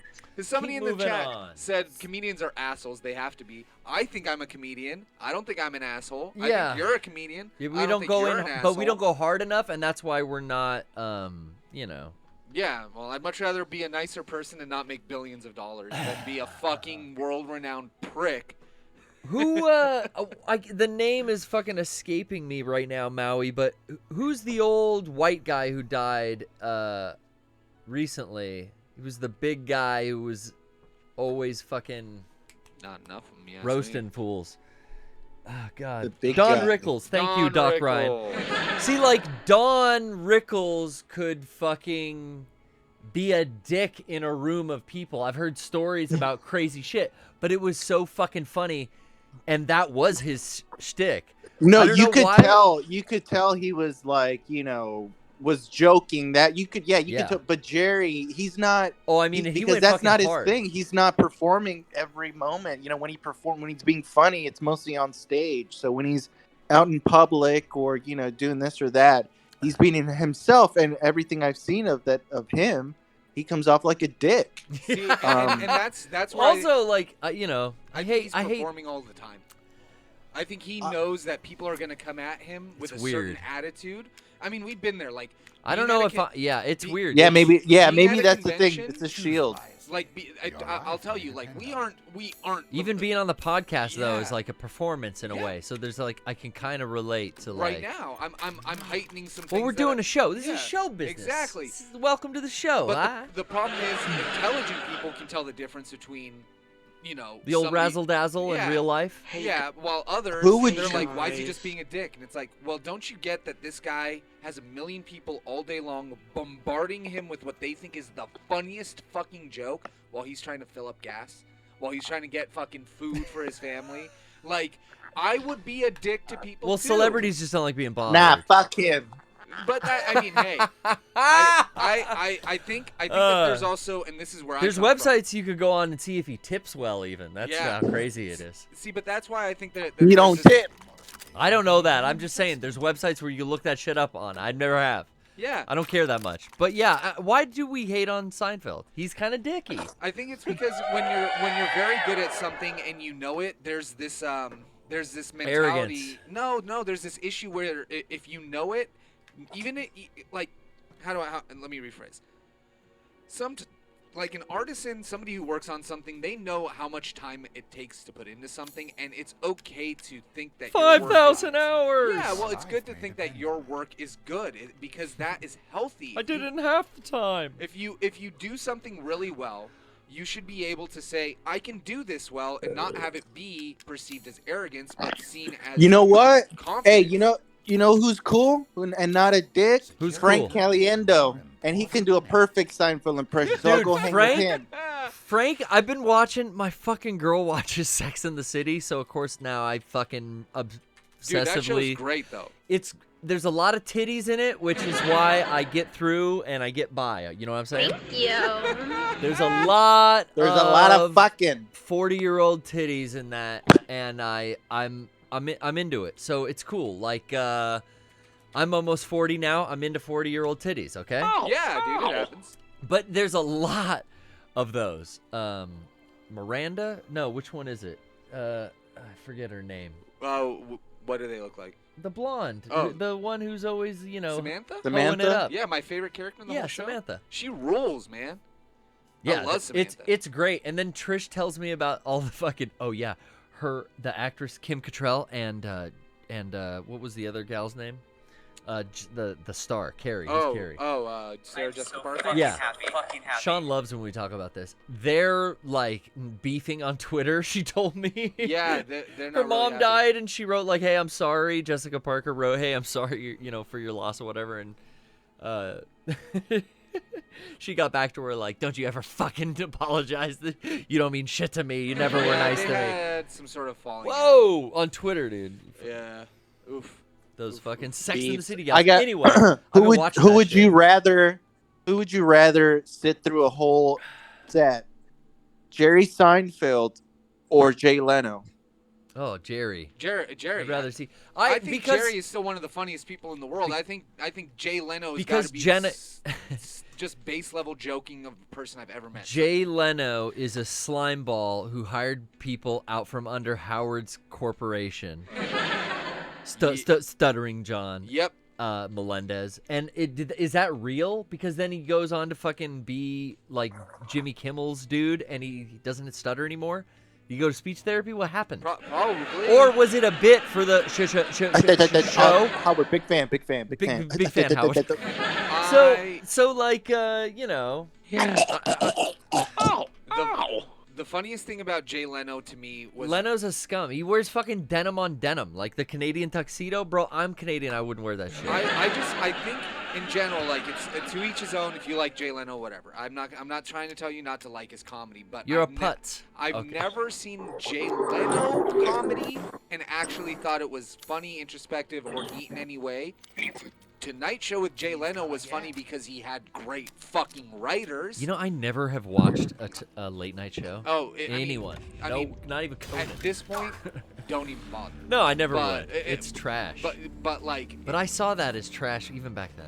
Yeah, I mean, for me it was just. Conan's cool. Conan, I think out of all of them, Conan's the one you like the best. If you gotta pick a poison to drink, go with the one that tastes the best. I guess. He had Triumph, dude. Triumph Comic Dog. Well, that's that's an SNL writer. I'd go for Conan or Kimmel, honestly. Kimmel is also very, very cool. Like he's just a stoner who has his own TV show. I just don't watch anything on TV. I just listen to Howard, and that's like enough. You know why I don't That's like enough pop culture. You know why I don't but like. Conan is ending. So. Yeah, it is. But you know why I don't like talk shows like that anymore? It's because I cracked the code on what they are. It's not what they used to be, which was Johnny Carson would do what Howard Stern does, which is what Ryan Seacrest got famous doing, what Larry King got famous doing, which is have a conversation with people. It became advertising whatever that network's parent company was putting out that week or that month or whatever album, whatever film, whatever. Like, dude, back in the day when Lost was on the air, well, that was the only thing we had. Kimmel all the time, which was ABC. We were kids when it was like TV bunny ear antenna days. Yeah. So like, we had that kind of shit to watch at night, and that was it. But basic cable came out, and I was like, oh, fuck all that kind of comedy. It's about late night Comedy Central shows and shit. Yeah, that's where comedy is. It wasn't now about, it's online. And I agree. Like back in the day, that platform switched to those cable channels because it was like the PBS. Right now, we're having Mauricio on. We're doing a talk show. We're having a conversation about interesting topics. Yeah. We're not just being like, so what are you promoting, Mauricio? So you're in you know this what? movie, you know who's gonna outlive them all? You know who's the one person that's gonna outlive all these fuckers, bro? Who's the roach? Who's fucking the Maury? Maury Povich. The Maury Povich show, bro. That's been on since I was a kid. Father. Dude, there's no way Povich is going anywhere off the airwaves till that. Did he ever do paternity tests? I don't remember. I was a big time Ricky Lake. Can you pull up a picture of Maury? So I think I'm thinking of the same guy. He's married to Connie Chung. Oh, fuck. Right? He's got a beautiful wife. So happy for him. I closed the wrong window. You could do it. No, in Edge. I know. I closed the window with Mauricio in it. Oh, did we close the whole call? Yeah, I closed. That's why I was. Sorry, Maui. That's why I was panicking. I'm like, oh, that was not the window I wanted to shut at all. Ooh, no, take your time. Take your time. I'm gonna keep grinding hilarious. here. Sorry, Maui. Stay on the line. We'll pull you back in. We'll pull you back in. Christ. Moripovich. I fucked it up with the Moripovich side talk. Yeah. Dude, we went around from Paul Mooney to Moripovich. Well, yo. Can't get up more. Let's see if you're still in there. But Maury. Buddy Gripple calling. Yeah, it's Buddy. Yo, this guy. Hey. Buddy Gripple calling. Hey, it's Buddy Gripple calling. Yeah, man, I was all into that shit. I was all into Jerry Springer, Jenny Jones. Hit me with that Ricky Lake. I watched some Springer. Hold on, you got some screens there, Brian? I could check out. Yeah, right. Did you ever get those tapes that they would sell, the uncensored Too Hot for TV? I think we got some upstairs, dog. I never did, but that shit was so cool that they knew how to market and monetize on all of that. Yeah, VHS tapes ordering through the fucking mail. Girls Gone Wild. You get that fucking kettlebell or that fucking kettle drum going. Oh yeah. Bing, bing, bing, bing, bing, bing. You knew that late night Comedy Central was over when the commercial came on. You heard those bells, those kettle drums. Garrett, I think I may have thought of a late night show you may have seen that I think you said you're a fan of. The Craig Kilborn one, right? Oh. No, I liked him on The Daily Show. I only watched Daily Show for Your Mona Zen was like my favorite part, which was just like avant-garde, YouTube what about clips, the Ferguson or the Irish guy? He was all great. That shit. I don't give a fuck. Ever since like I got rid of cable TV, I like don't even look up clips online. Agreed. Honestly, it's like unless it's brought to me somehow, like I don't follow any of those late night shows, but I watch Instagram, Twitch, Netflix, YouTube. I did. You know what though? I did What's like great? the Ferguson show. I was bummed that they snubbed him.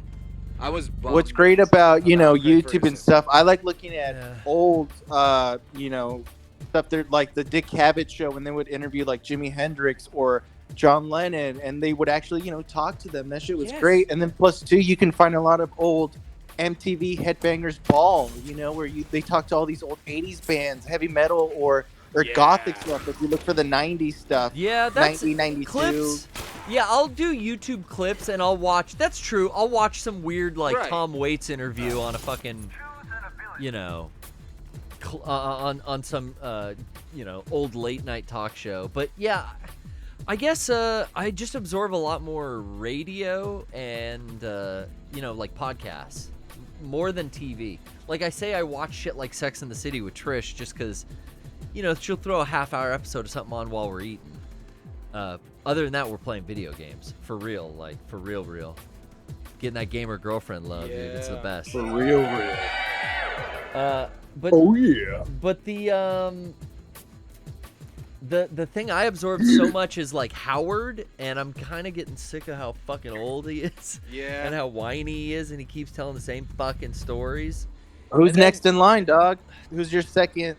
Well, and then like I bounce around a podcast. I really like the Your Mom's House podcast, and I don't even watch, so I can't see the visual clips of YouTube, like people getting hurt or fucked up TikToks that they're talking about. But just listening to the audio is like, I fucking love it. And then all the old podcasts I've been listening to, like Greg Fitzsimmons one, Fitzdog Radio is great. Every once in a while, Rogan's got a good thing going. Yeah. Talk about you. I want him to on UFOs and werewolves and shit. Lifting weights and talking about, fucking Johnny. He's been training with Freddie Roach.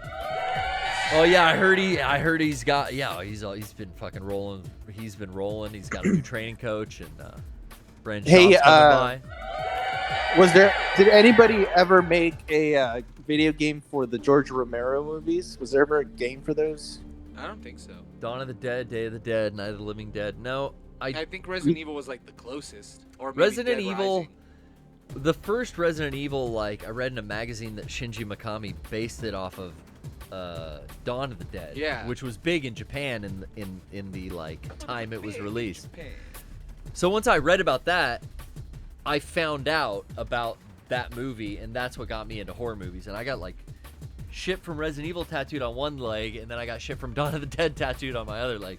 So which came first was the egg or the chicken? No, it was Resident Evil. I played it, loved the first game on PlayStation. I just fell in love with it, and then read in a magazine that he was into this movie Zombie 2. I think it was the title over there. Oh yeah, you have a poster for that in here, don't you? Or Probably. somewhere. There, yeah, right. Almost right that. there. I'm like, I stare at it Oh every yeah, day. there, Zombie 2. But like, yeah, see, I would have guessed, because my introduction was opposite. I would have guessed that you were like me, where growing up in the '90s with all of these fucking Clive Barker movies, all of these Nightmare on Elm Street, like all of those fucking movies that like I came in through the horror background. Like I remember being like in 4th, 5th, and 6th grade and starting to get into like horror movies and being like, this is the shit. And yeah, I loved renting them, dude. And like the Banana Video fucking thing. Like I went straight into Blockbuster. Yeah. I went straight to horror. Me too. Every single time. Oh yeah. Go to horror or maybe sci-fi or thriller if it was its own section too. Back when the covers would get you. Oh yeah, and that's how I saw Silent Night, Deadly Night, all of them. That's how I saw like all these fucking like ridiculous ass horror movies. The cover of Evil Dead 2 is so good. Yeah, with the fucking. Just the skull with real eyeballs in it, staring at you. It has nothing to do with the fucking movie. It's not. Deadites don't look like that at all. They're just. It's just essentially a image. Remake of the first one. And yeah, again, so like when I got to Resident Evil, I'm like, they're making video games that are horror games now. Oh, and now at that point it was like you mix two things that I love together. So yeah. So that's a no, huh? What? To my question that there hasn't been a George Romero video game. No, no, I guess not. Sorry, we're walking down memory lane. Yeah, here. man, I mean, that's how I got into these games, but no, that I haven't seen one where it was like a Day of the Dead or Walking Dead or well, just the Walking Dead. There was a Land of the Dead Xbox game that I have. There was technically Romero. He made Land of the Dead like in the early 2000s, and I have that game. I don't remember it being good or me finishing it. John Leguizamo's in that movie. And he calls them stenches. Hey. Well, hell yeah. Hey, pinche, don't let the stenches in here. I don't think he's that heavy with the accent, but something like that. Could be. Hey, so next Saturday we're gonna be DJing. With Garrett. We're gonna be playing some cartoons, playing some music. It's gonna be great. Yeah. We're doing that on the 21st. No. Next 29th. 29th. That's right. Not this Saturday. Next Saturday, right? Next Saturday, yeah. Me, you, and the Disco. Disco's here practicing right now. Oh, hell yeah, dog. He's good as fuck on the turntables, and I'm so excited to get to, learn. Because I really, I talked about it on the PPS before when you guys were on, but, watching Disco and Louie, when you'd invite me over to do stuff with them, that's what made me really, get into it. So I'm fucking excited to get inspired and watch both y'all spin. I haven't fucking. Oh, man, I can't wait. Hey, what's up, how you doing? What's going on, buddy? Disco's entered. A new challenger approaches. What's up, man? So what? Disco on Discord. What up? Hey, for real, man. I can't wait to come out there and just have a good time with you guys and play, make some good sounds to these amazing tunes that this guy shows. All these cartoons and everything. I just want to play a good soundtrack to it. Yeah, and the Twitch channel is Cartoon Research on Twitch. So right now I'm playing a lot of classic cartoons from the 20s, 30s, and 40s in HD. A lot of rare stuff. I'm working with Jerry Beck, who's an animation historian. If you look at all the documentaries on Looney Tunes and all the books on that stuff, every cartoon, he's in them. He's the guy. He was there when Ren and Stimpy was starting. He over at Nickelodeon. He's the guy who started Streamline Pictures. Garrett, I think I mentioned this to you, but his company saved all these anime. Oh, that's right. Yeah. Cartoons. He saved all these cells from Akira. They were gonna throw them away, and he said, "Whoa, what are you doing? Ship them over to me, and I'll save them." But his company brought a bunch of great anime stuff like Fist of the North Star, the Akira movie, the Streamline Pictures. They dubbed a lot of the anime stuff in the 90s. They had the rights to like in the 80s, like they were the first people to have these? Are they an old company? Yeah, they started like in '89. My Neighbor Totoro, Kiki's Delivery Service. Disney got a hold of that shit now. This is them. They're the ones that released this stuff back in the day. That imported this. They saw there was an audience for anime, and they brought this stuff out there. But yeah, it's Cartoon Research on Twitch. We're gonna be doing live streaming classic silent cartoons, and Garrett, myself, and Disco. We're gonna be playing great music, tripping out, doing some dope visuals with this stuff. It's gonna be really fun. We're gonna start putting promotional stuff on our Twitters. Where can they follow you? I know mine's up on the window right now, but where can they follow you, Maui? They could follow me at Rockin' Pins. On Instagram is the main hub, and also Twitter at Rockin' Pins, and the Twitch channel that we're going to be streaming this stuff is Cartoon Research. Yes. And right now we're playing some Looney Tunes on there in HD. Yeah, more info to come. The 29th. I can't wait. Can't wait to get on some tables for real again. It's gonna be fun. Thanks, you guys. dude. I appreciate it, man. Definitely. Dude, thank you. Looking forward to Good it. to hear from you, man. Talk to you guys soon. Peace. Hell yeah, man. Always good to hear from Maui. Love Maui. Mauricio and Disco, they've been hanging out. They've been doing music shit a lot. I know he's got a 307 like the one I got back here. Oh, yeah? I want to fucking go check his out because I need him to teach me how to play it. But maybe when he's down here, he'll fuck with me. That'd be dope. It's cool, man. No, I'm excited to see some real fucking DJs and pick up a little more tips and tricks to bring to the table. That's always good. Yeah, because homeboy's for real. Let's take a little commercial break as we stretch our legs. I can't believe MCI sells more pornography than AT&T. And what is the problem? What is the ordeal here? Yep. Well, I don't know who you're looking for or what your problem is.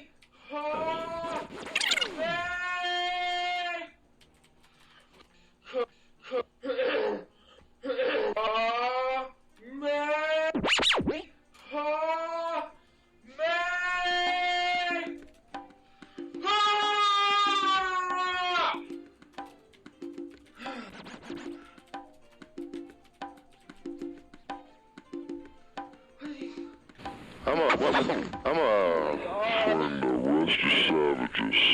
That's fine. I don't know who Rusty Savage is either. I saw you fuzzing on my shit and my levers. I don't know what your lever is or what shed you're talking about. I saw you grab hold of that pivotal lever down there, and I need it back. I don't know what you're talking And about. I need you to promise me this ain't going to happen again, partner. I ain't going to promise you nothing. Now, if you call here again, you'll be reported. Do you understand that? I'll promise you a bandaging if you don't provide it at once, partner. You're going to hand it over. Let me ask you something. Who are you looking for? Let me ask you something. Oh my gosh, this show was I'm so fucking happy. There ain't no Rusty Savage here. There ain't no Rusty Savage here. Understand? We're back, and real quick, I do want to mention, Brian, you know what's on sale? No, I didn't until you just told me. This is kind of This cool. shit just hit the... It just fucking hit the shelves. You can check it out. Well, actually, last Sunday. But the Mega 64 D20 has arrived. If you're a table topper, you want to get on our level. Oh, yeah. This unique item, a hard good, Brian. So what? Oh it's not a soft good. We're branching out in so many ways lately. I can't fucking contain it. Ooh, meow. I can't. Get yourself one today. I like to see it. Thank you. Thank you so much. Really cool to talk to Maui about comedy. I love comedy so much. I think that's why I like doing this show so much. I look forward to that. Yeah. Because I kind of take in all these inspirations. Like we've talked about like stand-up, talked about sketch shows, talked about, radio shows and different things. And I feel like I get to just relate with Maui on a level. We both love comedy so much. It's interesting in which path, he got into rocking pins and started that business. And fucking killing it. Yeah. Dude, it's pretty gnarly. Just again, like how people get into stuff and how you get around this stuff. Because when I met Maui, it was all about metal and like again, his company is called Rockin' Pins because every pin he was making was all about. It started with like bands. Bands and all this stuff, and now it encompasses comedy and old shit. And I love the direction he's taken it. I mean, we're quick aside. While we went to our break, found out that the creator of Berserk, Kentaro Miura. Oh, we've talked about Kentaro Miura. Doesn't he get shit for like being into the, like Idol TV show and not making the manga? He might. Well, right now he's gonna turn into shit because he's no longer alive and he's gonna be buried. So he just died. He died. Fucking 2 deaths on the PPS now. And I wanted to take a second to bring it up. The manga is not done. I didn't want to say that like right away, but no, everybody's I know out. Johnny, I know, is a huge Berserk fan. And are you telling me this for real? Dude, I pulled up his wiki. I'm so upset. He died. I'm sorry, apparently, guys. he This died is on fucked. the 6th, unless this is a typo. But it's announced now. Kentaro Miura is no longer with us. They passed at the age of 54. 54, man. So if you guys know anybody, dude, how is Toriyama still kicking? He's got to be like 80. Again, different paths in life will lead you to different outcomes. That's a bummer. Fastest Rest car in burns peace, the Paul hottest. Mooney. Rest in peace, Kentaro Miura. Fuck. Yeah. Hey guys. Fuck. Crazy. Yeah. What a 21 gun salute, dude. Well, yeah. That's not 21. So yeah. 7 and 7 more. I guess they passed away on May 6th due to acute or aortic dissection. I'm sorry about that. That's only been. Damn. I don't know. What is the dissection?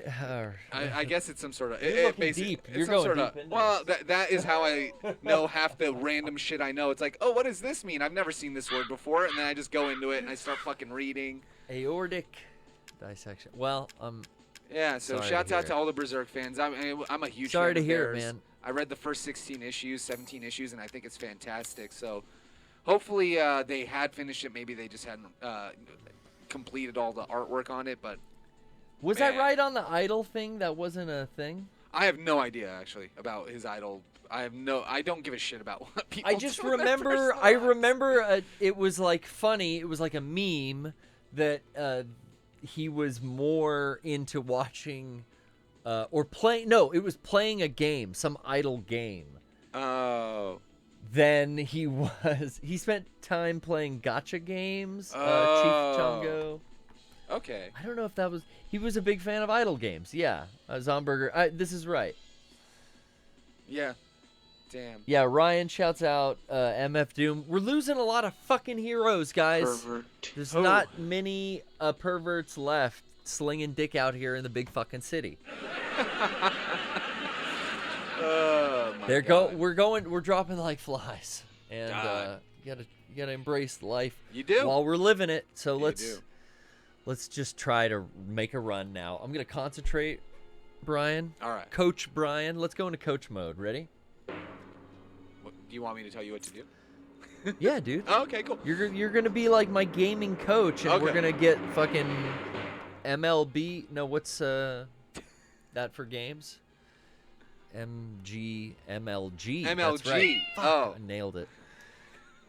I'm skilled at all. I don't know if I should just upgrade power. I would do power and capacity. Capacity, I'm Just because out. what happens is you won't have to reload as frequently with that gun. You can take out an enemy with like one just burst of fire with it. Survival mode. Get rid of the sniper. That's right. This is it. And then That's all we need. Yeah, the only thing I ever held on to or bought were pipe bombs because certain enemies it's better to blow off armor. But that was it. Oh yeah. Pipe bomb. If I can afford it, no, we're almost you out. pick them up in the stage too, so. Cool. All right, later, you cluster bomb of a man. That guy's belly hanging out, and like, there's like a scar running down it. They couldn't just make it. Fat. They couldn't just make it smooth. Why it dimples in? Yeah, I think his belly button extended. Like, Whoa. it's just a fat deposit. Don't do that. Oh my god. I am playing in front of the big screen, like at home. Yeah. And I notice, even though it's not VR, I'm still like dodging. Oh, dude, I'm like, ah! This is one of the most immersive first-person games I've ever played. It's good with the controls, man. Better than 7 was. And that's, again, I think it's because it's focused on being a first-person game. And not VR. Which I see. I do see that now. And it's interesting, back to super spoilery shit, the way the game kind of wraps up is like, oh yeah, Ethan's games are over. Like, dude, we're moving on. I love they kind of retcon 7 being a VR game and Ethan doesn't have a face with like, all right, we end it here. And it's even like, I love the text on the screen. What did it say? The father's story has ended. Yeah. In the font of Resident Evil, and it was like, bravo, motherfuckers. You fucking got me, dude. Like, that was good. I genuinely went from liking this game to appreciating and still liking this game to fucking loving the experience and then loving what they did with the story and loving what they did with everything. Like, it's so much fun. It's such a good game. It's gorgeous. I can't stop looking at different things. Like, Ryan is right. You play this game by not running around like a fool. Like, you kind of have to slow down a little bit. These fucking guys, dude. Oh, aim for his heart. Yeah. Ah! Ethan, no.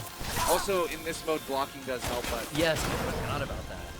I got so good at finding all of the fish and poultry and meat. Did you collect all of them? I made every meal in the game on my first playthrough. I was a 14-hour playthrough, by the way. Me too. Hey, dude, me too. I was just under 15 hours. I got every treasure crossed off the map. I got all the treasures. I killed every enemy. Oh, you can check how many goats did you get.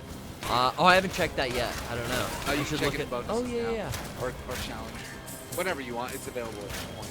Hey, I am like excited. I haven't been in this part of the village yet. Trying to think like what's up here. Oh, you're up here. Oh yeah, there's oh yeah, you're game coach. All right, coach.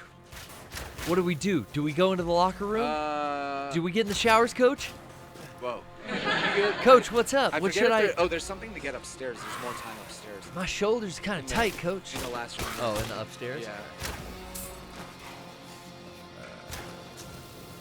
Bow and arrow fire. Oh, I don't want to keep. I guess the combo. Fuck it. Honestly, it's your first run through, so I don't worry about it too much. You said there's something else up here? Oh, did you already grab it? Oh, yeah. I'm sorry. Dog. I looked down. Brew. It was bro and boo. Bro and boo. And then I almost fucked that up and said bo. So you and I are fucking birds of a feather flocked together, 2 peas in a motherfucking pod. Dude, I'm like, I hit peak game when I was taking down Miranda.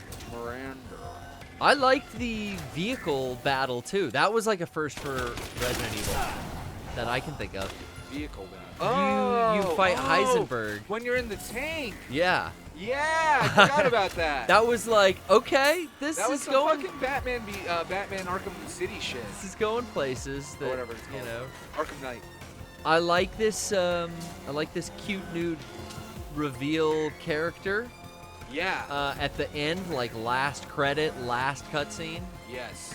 I like. That was cool. I like her look. How much time has passed here?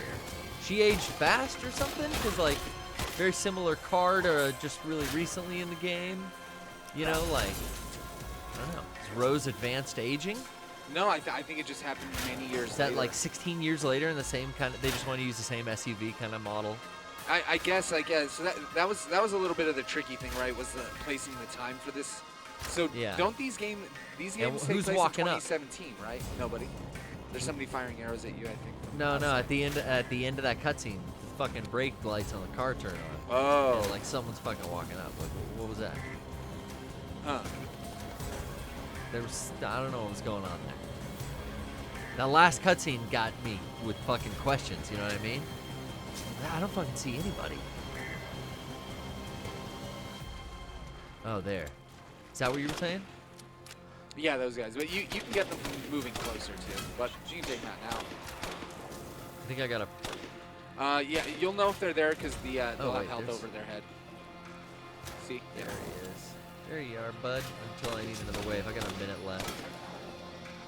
Not too good, bud. 8 takes place in 2021. 2021, okay. So then Rose would be what, like? It's got this. So this is 40 years in the future, or I'm sorry. What? 40? That was no 40-year-old. I was thinking 2040. Because she looks like she's like. She looks like she could be 19. A college-age kid, yeah. Or she looked like Claire does in 2. You know, Claire's got to be like 21.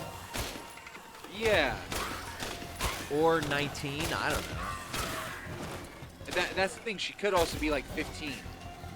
She looked like she could be like. I think the gap. Well, because Evelyn's like 12. How old is Chris gonna be? Like, I wanted to see old Chris, like old Snake. He kind of looked older in this one. He had like this. Oh, look out! There's a dude to your right. Whoa! This fucking dude. No! Don't do it, sir. I don't have any healing items. Because, yeah, like, Sherry's also in shit, and she's super young. Oh, yeah, little Sherry Birkin was, like, 12 when you have to haul her ass around. Yeah. I like Gruesome Gourmet of all of these, but that's just me. Because you don't have a shotgun at all. And so, like, Gruesome Gourmet, every time you kill somebody, you get health back. That's the best one for me at this point, too. Is this a dead end? God dang it. No, you drop down below you. Gotcha. Gotcha, machine. I like gacha games and idols. Oh. Oh, are they? Maybe they do age super fast. It's possible. I don't know. Is she mold? What's she made out of? I don't know. 10 seconds, dog. 10 seconds. Oops. Where is this fucking place? Oh, fuck. You spent way too much time. Yo, dog. You still had like 4 more gauntlets to go through to get to that. It's over. Can't be over. Get caught up talking, having too much fun. Having too much fun not remembering Don Rickles' name. I'm providing you with a frigging thing, fella.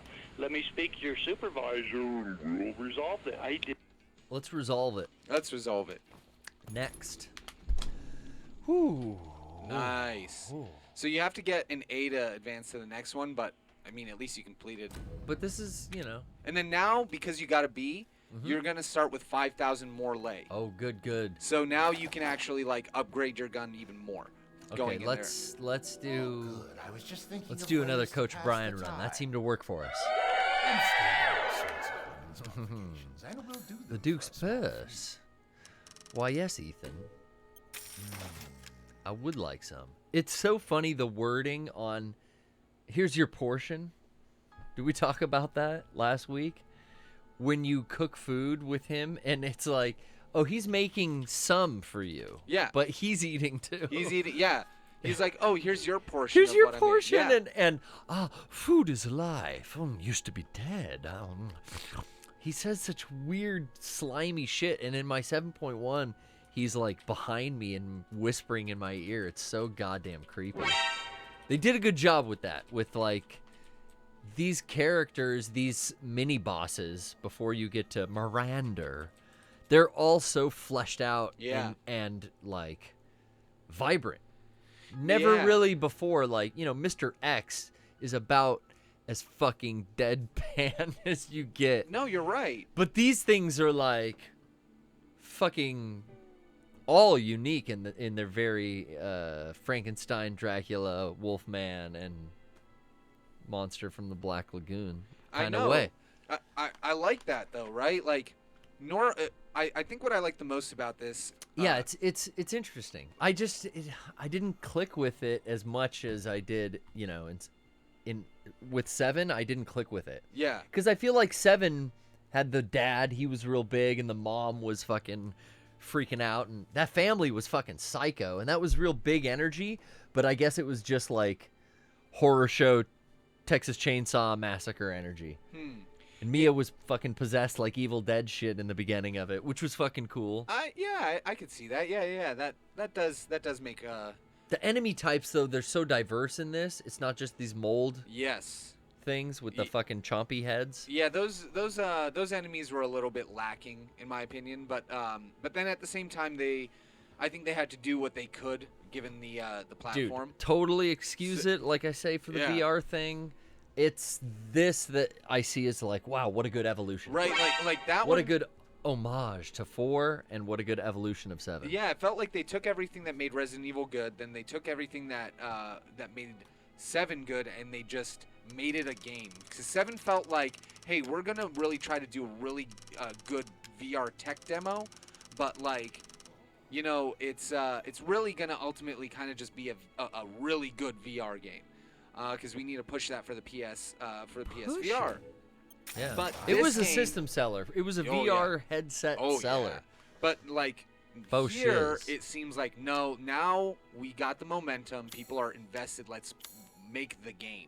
And so that's where I feel like that's where this came in. These hands are more because you know at that point like nobody was invested in Resident Evil anymore. Nobody cared. They needed a breath of fresh air. They needed something to. Dog. To revitalize, stack that shit where they had gotten, you know. So yeah, I like that they made it bigger. They made the areas bigger. They made it all more lived in and nice. And so I'm excited. I'm excited too, dude. I got the Lemmy up to full fucking power. I hope you're listening with headphones. Hey. It's crazy, man. All right. I also love, I think what the coolest thing about it is that they made you think the game was all going to take place in one area. Your life made it. You know, all of the promotions, all of everything, like they kept us in the dark. Well, once Dimitrescu, once she blew up as the icon of marketing, it was like kind of focused on her and her daughters. And I think that was I genuinely think that was intentional. I think that they knew that. I think they saw how well it hit as a meme, and then they ran with it. I mean, I'm sure they probably. Oh shit! That's right. We're starting out. I'm sure like that they started. You know, at first and they thought it would be good. I think they knew that people were going to go into this because they seemed to keep everything so specifically vague that it made. I loved how surprised I was by stuff. Like I was pretty. You know, little spoilers here and there, but not much. Yeah, like Tasty Soft Skull said it right. It's purposeful misdirection. They knew that we would all love Lady Dimitrescu, and we would all like fawn over her 9 feet and her big fucking nails and all that kind of stuff. The way daughters. That she styles. I want to play it again, just the replayability to like, oh yeah, that's like right up front. I just think that like if they really would have known how big of a hit she would have been the Heisenberg character at the end of the game, not the first sub-boss.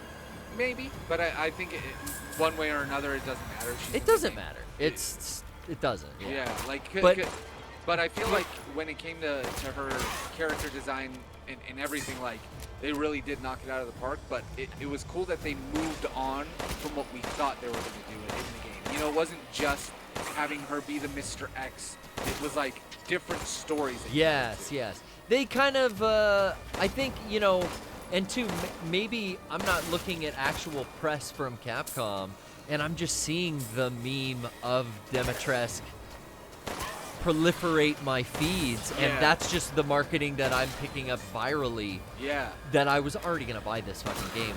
It's one of my favorite franchises, and that might just be what I'm thinking of. Really, who knows? Because I don't know how much. I don't watch a lot. I keep seeing an ad on social media for like, it looks like people running around an apartment filming like a fucking first person thing, and I just see that and I'm like, what the fuck? all right. I'm not watching that ad. Right. And then there's like the demos that I avoided purposefully because I just didn't really want spoilers. I just wanted to go in and have a blast, and I did, man. Bravo, Capcom. And that's why I think they knew what they were doing with it, because those demos. Because remember, you and I would always talk about it. You're like, I don't want to touch the demos. I don't want to do anything from the game. The game was so out of context. The demos, excuse me, were so out of context from the game that it didn't matter that I had played them beforehand, other than, oh, now I have a familiarity with, like, one area. 1/10 of the whole fucking first area that you can go in. But all I needed was the maiden demo. Yeah. And that kind of told some backstory, too, with the necklace and the little note you find about Isabella or something like that. Yeah. You told me about that shit. It's cool, Rocco dude. did. Handguns do more damage. Initial attack does more damage. I always, since we're rolling the gambler mode, I'll do the pistol master. Yeah, pistol master. I'm not doing headshots. I miss a lot with that. Kind of full body. Maybe some shoulder action. How you like me now? Yeah, headshot, here it helps, but like for the first few rounds, just get your bearings, because you're not playing it the same way you're playing the regular game. It is faster. Like Ethan moves faster. It's also like space the kills out to maintain. Yep. Where's like the countdown to where my bonus ends? It flashes. Oh, your time does? Yeah. On the right. Where there's the 003. Cool. Oh, it's starting to flash. Well, yeah, I mean it flashes the whole time, but now it's but it'll flash fast and then it'll disappear.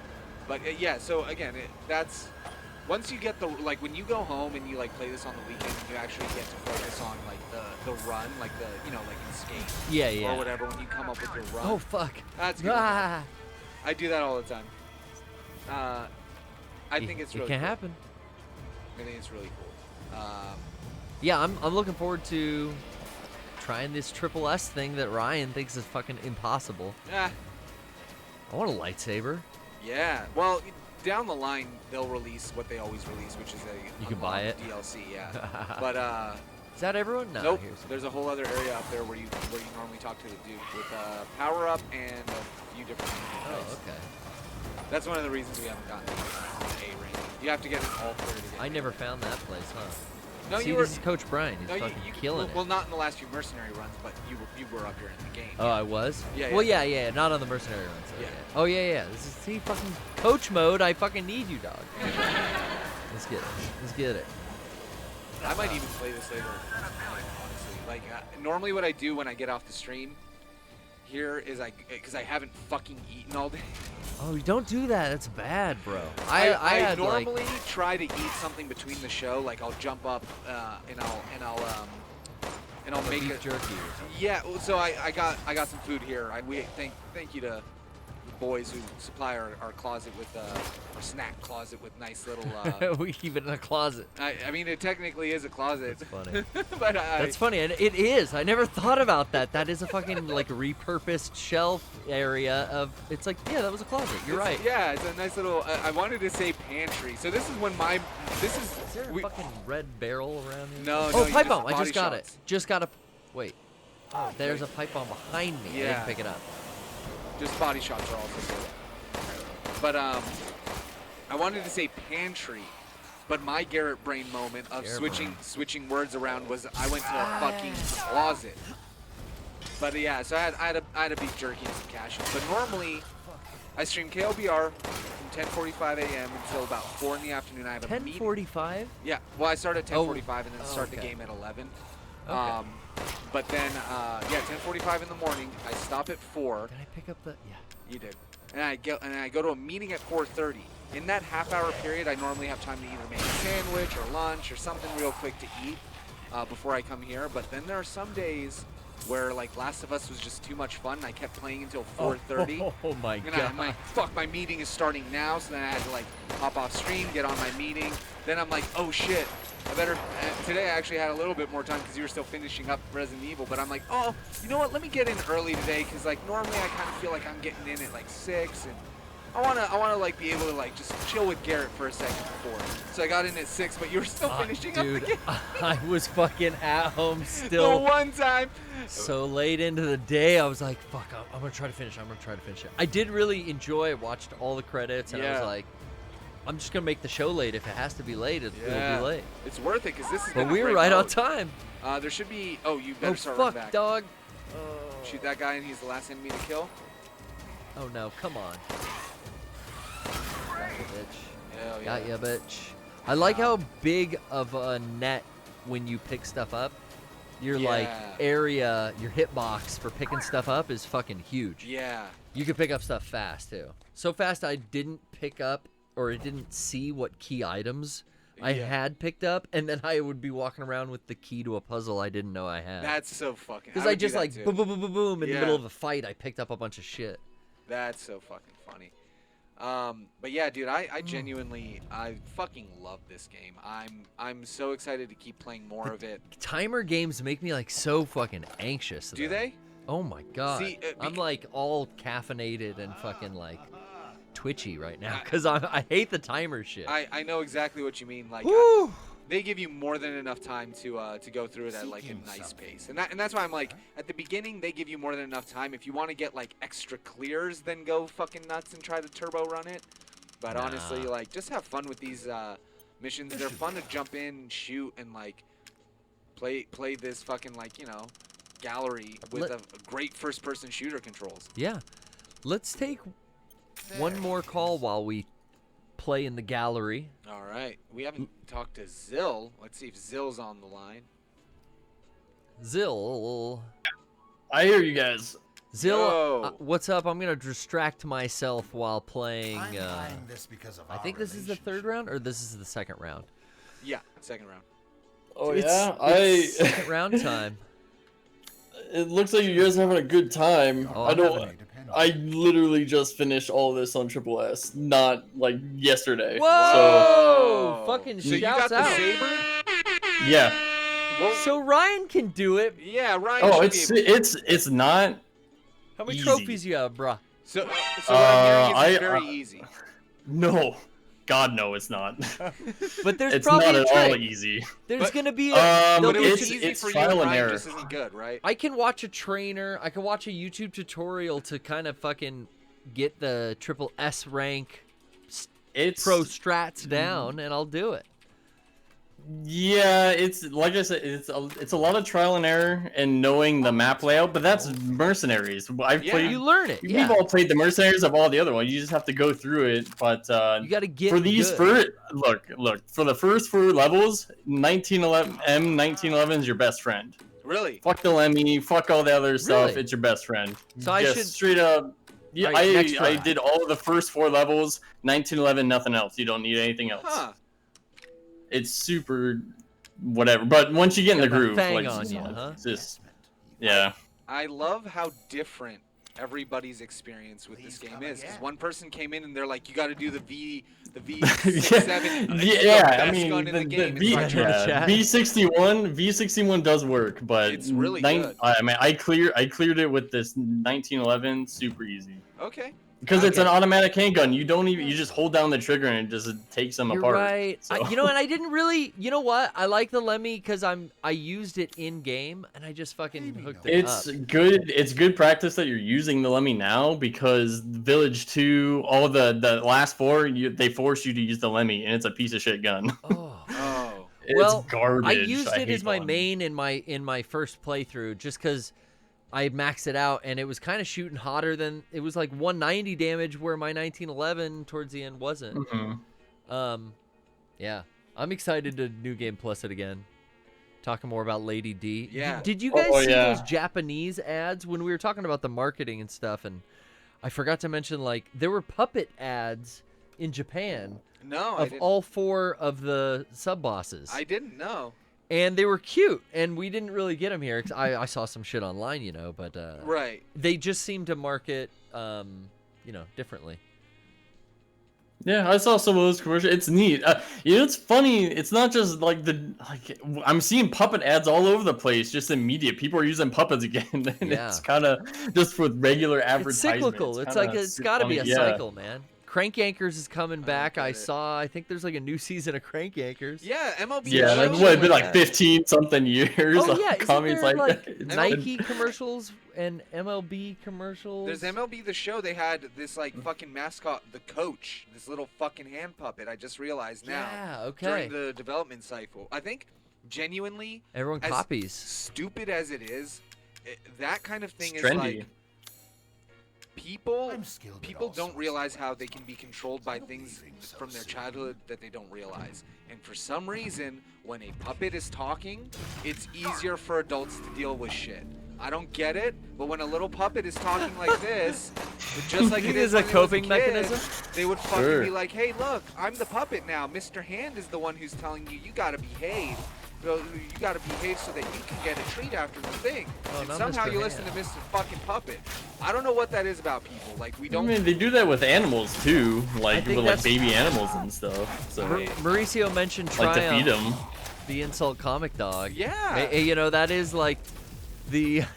We used it with Marcus. You would get away with saying the Yeah, you get away with craziest more. shit. It's a level removed. So a comedy writer, and I can't. Can you look up, because it's killing me? I just listened to this dude's interview.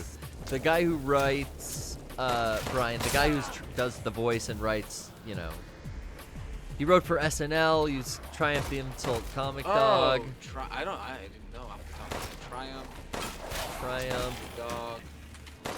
I think didn't he get a new show? I think he got a new show. No, he did a thing with Biden, didn't he? Like he did like a SNL thing with Biden or something. I mean, he used to write for SNL. I don't know what that was literally like a week ago or recently, some whatever. Oh, that's cool. I know recently I heard him. He did an interview with Howard Stern, and it was good because I like listening to, like I said, comedy writers around that time where I was watching comedy for the first time, being influenced by it. Like old reruns of SNL were huge for me. Getting home from high school and Comedy Central would just rerun the 80s and 90s SNLs all the time. And like those guys, like Robert Smigel, and like we were talking about Paul. I don't know if Paul wrote for SNL. We were talking about him writing for Richard Pryor and a bunch of people, but like those writers influenced the first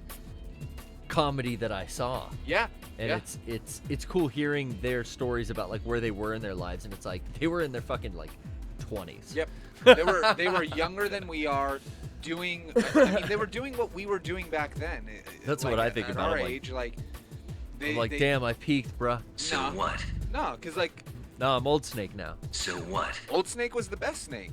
There He you go. ruled. He was already old, so Give it me a made kiss, sense. Ocelot. Right on the cheek. I went. Ooh, right on the cheek. Ooh. But yeah, I think it's badass. Like there are so many different like just styles of things that are available, and you can fucking like get a game like this that's all medieval, fucking weird, you know, demons and other shit, while still getting a game like Last of Us, which is equally just as fun and like just as like this game really made me like excited and have like a an emotional response to a lot of it. Yeah, there were some laugh out loud moments, but you know, for the most part, like it's very emotionally tying. Not quite so much as Last of Us. Did you play Last of Us, Zil? Last of Us 2? No, I'm not a huge Naughty Dog fan. Gotcha. Like I'm on PC for the most part. I have a PlayStation 5, but if I'm gonna like play a game, I'm just gonna go straight to my PC instead of like Did you play Resi 8 on PC? Oh yeah. I did, yeah. Oh, that's very interesting. Okay. Yeah, so that's why me charging through this is like I'm just watching how you're doing the dual stick. I'm like, I was gripping my whole mouse pad and just spinning it all the way around, and like my whole right arm is just like, because you can't on the PC they didn't have sliders for sensitivity unless you adjust for your DPI on your mouse. So I'm just like, what? It was so painful, yeah. I don't think there's a setting on PC. There is for console. Looked. There's minimal settings, but I feel like this was made for console. Well, also, yeah. Yes, it felt like it on PC for sure. It just felt like a port, but for the most part, like it played just as much. I'm having like me getting shot like arrows is the same experience. Yeah. Oh, gotcha. Like frustration. Also, yeah. I'm heavily distracted, but probably like Brian said, if I get home and like I can get in the zone. I wonder how tough I'll find it. I did not do well in Resi 5. I thought Resident Evil 5 Mercenaries was like fucking too hard for me. I made the mistake of playing this on hardcore the first naked run.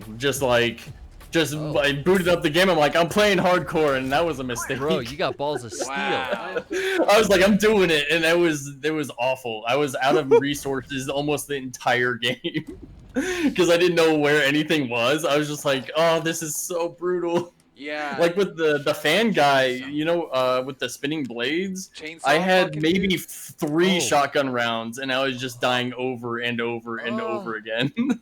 Just like couldn't figure out what to do. I'm just like, oh, I have a mine, and then they're just like trying to scavenge for things during the fight. Going into a boss fight without enough ammo or not enough health is the worst. I had to do it perfect one time. I was like, oh, thank God. I did that with Miranda too. I just had no ammunition for Miranda on hardcore, and I was like, I couldn't take a hit. I had to do it perfect, and I did that for 4 hours.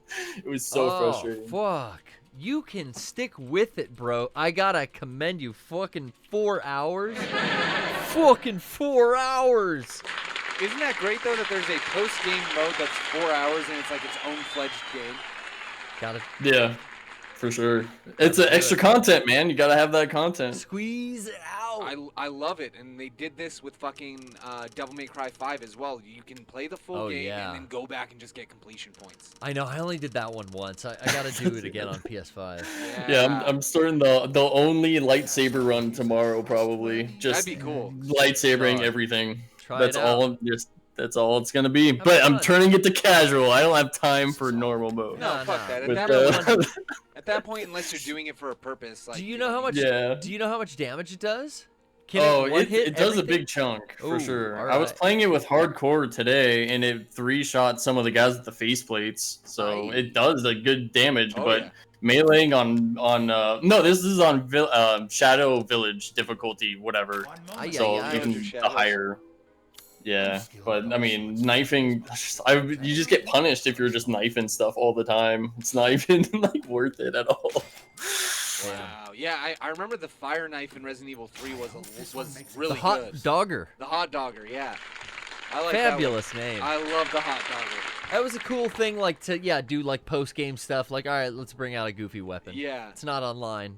Yeah, I'm excited to unlock. There's a handgun rocket launcher in this game. Rocket pistol. Rocket pistol. Wow. Yeah. Yeah. So you know what? This is the first. Wait, am I wrong? Is this the first Resident Evil game where you don't end the game by shooting the boss with a fucking rocket RPG? launcher? Oh wow, maybe. You could with the grenade launcher, but yeah, there's no rocket launcher in the game. There's no like cutscene and pull a trigger. Because that is how every other Resident Evil game ends that I can think of. Even I think 7 ends that way. Don't you gotta like an They give you a special gun. They give you that like bio gun, but it's I don't remember a rocket launcher in the end of 7. Okay, so yeah, this version doesn't do the fucking. No, I thought Chris dropped something out of a helicopter for you at the end of 7, and you shoot the bio. It's a pistol, isn't it? The bio pistol. Yeah, bio pistol. Yeah, but like. But that's essentially the final cutscene. Yeah. Kill. Yeah, the final. You don't really weapon, have that here. But no, like that was like the thing in every Resident Evil game. You always won. The last shot was delivered by RPG. And now I just realized that breaking tradition. The last 2 haven't, because I'm like, oh, you know what? I can't unlock. I looked for it. I'm like, I can't unlock an RPG, but I can unlock a rocket pistol.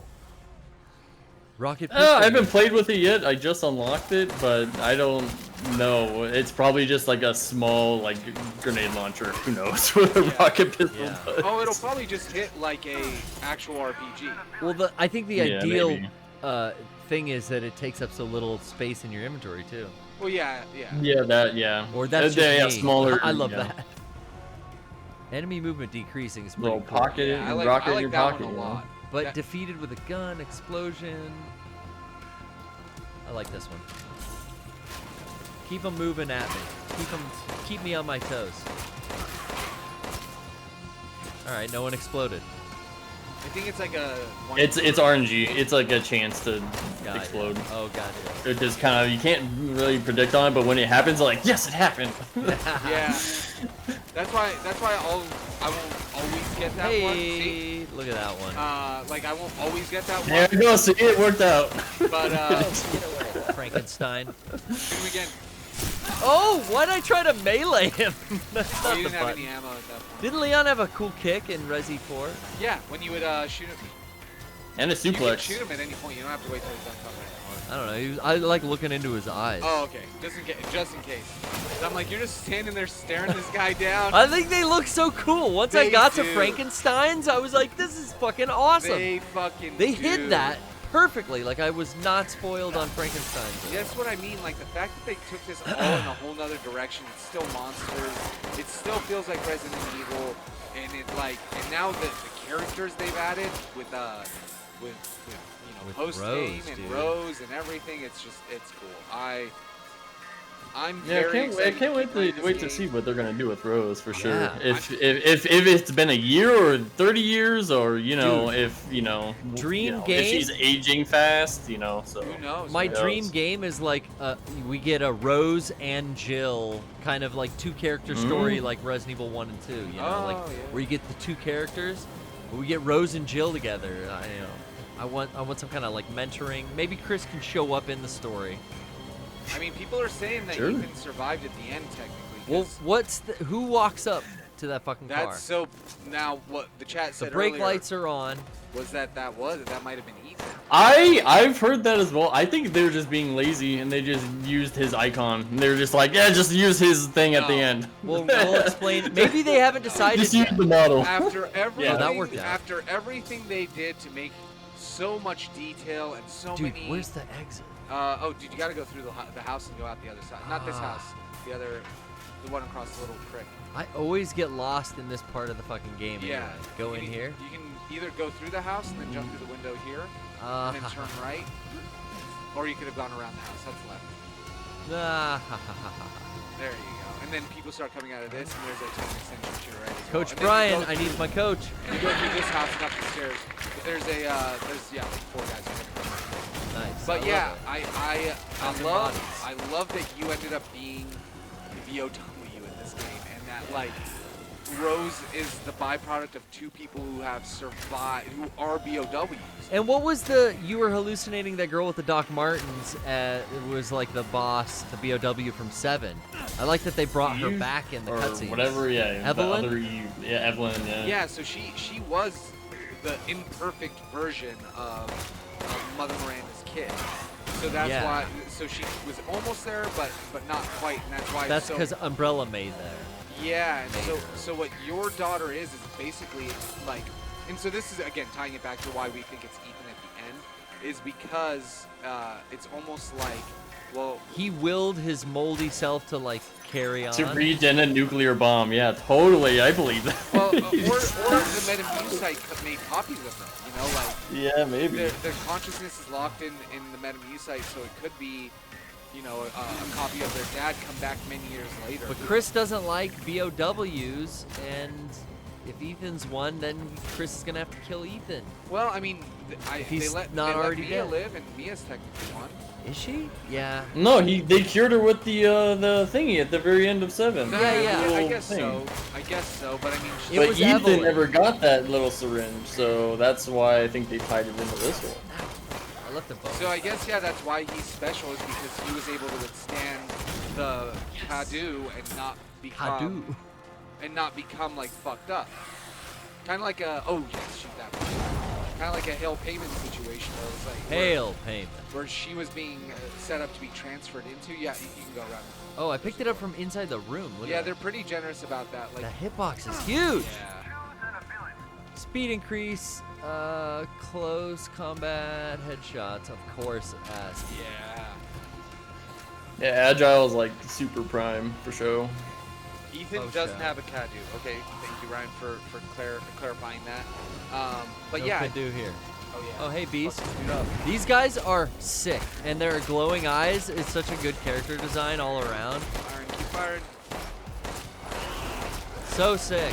And when you got that fucking Magnum too to do the Beastmaster mode on him or whatever it's called, the Wolf's Bane. That Magnum is pretty sick. Yeah, did you get the extension for it? Make it like long barrel. I did, and the The cylinder mag, yeah. Cylinder, yes. Yeah. It's expensive, boy. It's 100 thou. Yeah. I was able though, man, because I spent so long searching everything and killing everyone. Nukes and crannies, yeah. Yeah, you're just stacked with lay. Did you do a lot of lay? I think it is. Lay. But that's what I've been calling it. I did a lot of. There were like, dude, there were like fucking Monster Hunter mini bosses that you could go to certain areas and do like the Gigantes. And, like, The giants from 4 were very well represented by like these big guys. Yeah, they're like 4 of them, kind of, if you count the big werewolfy guy. Yeah, the perfect skulls for their respective. I don't know where the rest of them are. Hitting up armored versions of other enemies too is like so like 4 when you get to the island. Yeah. It's just perfect. I think I should bounce. Yeah, because I don't know where the last couple of people are, and we've never actually finished this. So. Yeah, so let's call it a day. Let's not get greedy, Zill. Right when we went. Wow, dodge an arrow. Oof. Thanks for calling in, man. Thanks for joining us here on the PPS. Zill. Yeah, no problem. All right, man. Well, good luck with the future mercenary runs. Hey, can I get a wheel spin? I gotta be. Oh yes, wheel spin. Wheel spin. All right. Wheel spinning let's go, time. right? Okay, stay on the air with us. Oh, wheel spin time. Let's see it. I'm gonna lock it in. Okay, it's locked in. Brian, I have to pee so bad I unbuttoned my shorts, so now I have to rebutton them. Oh no! See, that's why I peed during our first break. Oh, they're tight. Oh no. Abdominal piss pain. Get ready, Zill? Oh yeah, I'm ready. Show them feet. Zill, hope you're with me,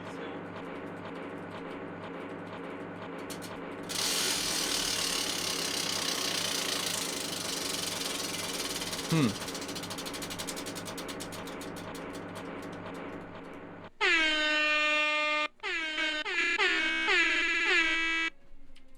What does it say? I can't even see. Show feet? Oh my fucking god! Yes! Thank you so much, guys. Oh, we sure do love ya. We'll see you next time. Hey, Zill. Hey, guys. This one's for you. All right, perfect. The sweaty Resident Evil 8 feet. You know how they be. What the fuck? Pervert, pervert, pervert, pervert, pervert, pervert, pervert, pervert, pervert,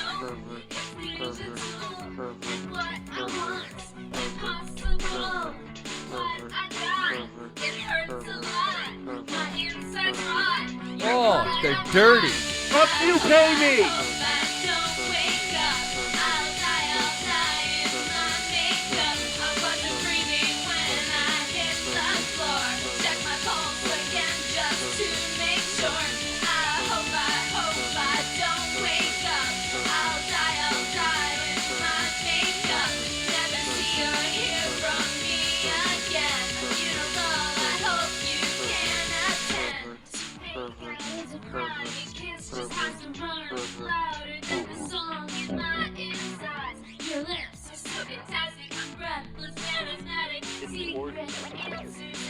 Centipede.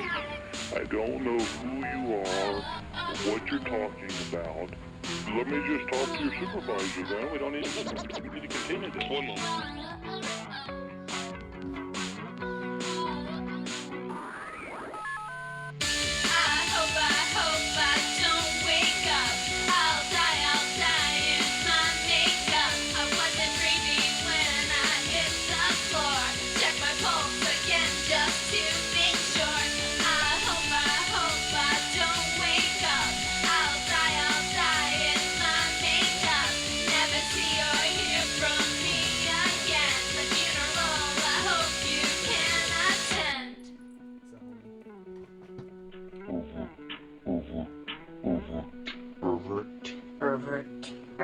You're a pervert, Nil. Great job, Nil.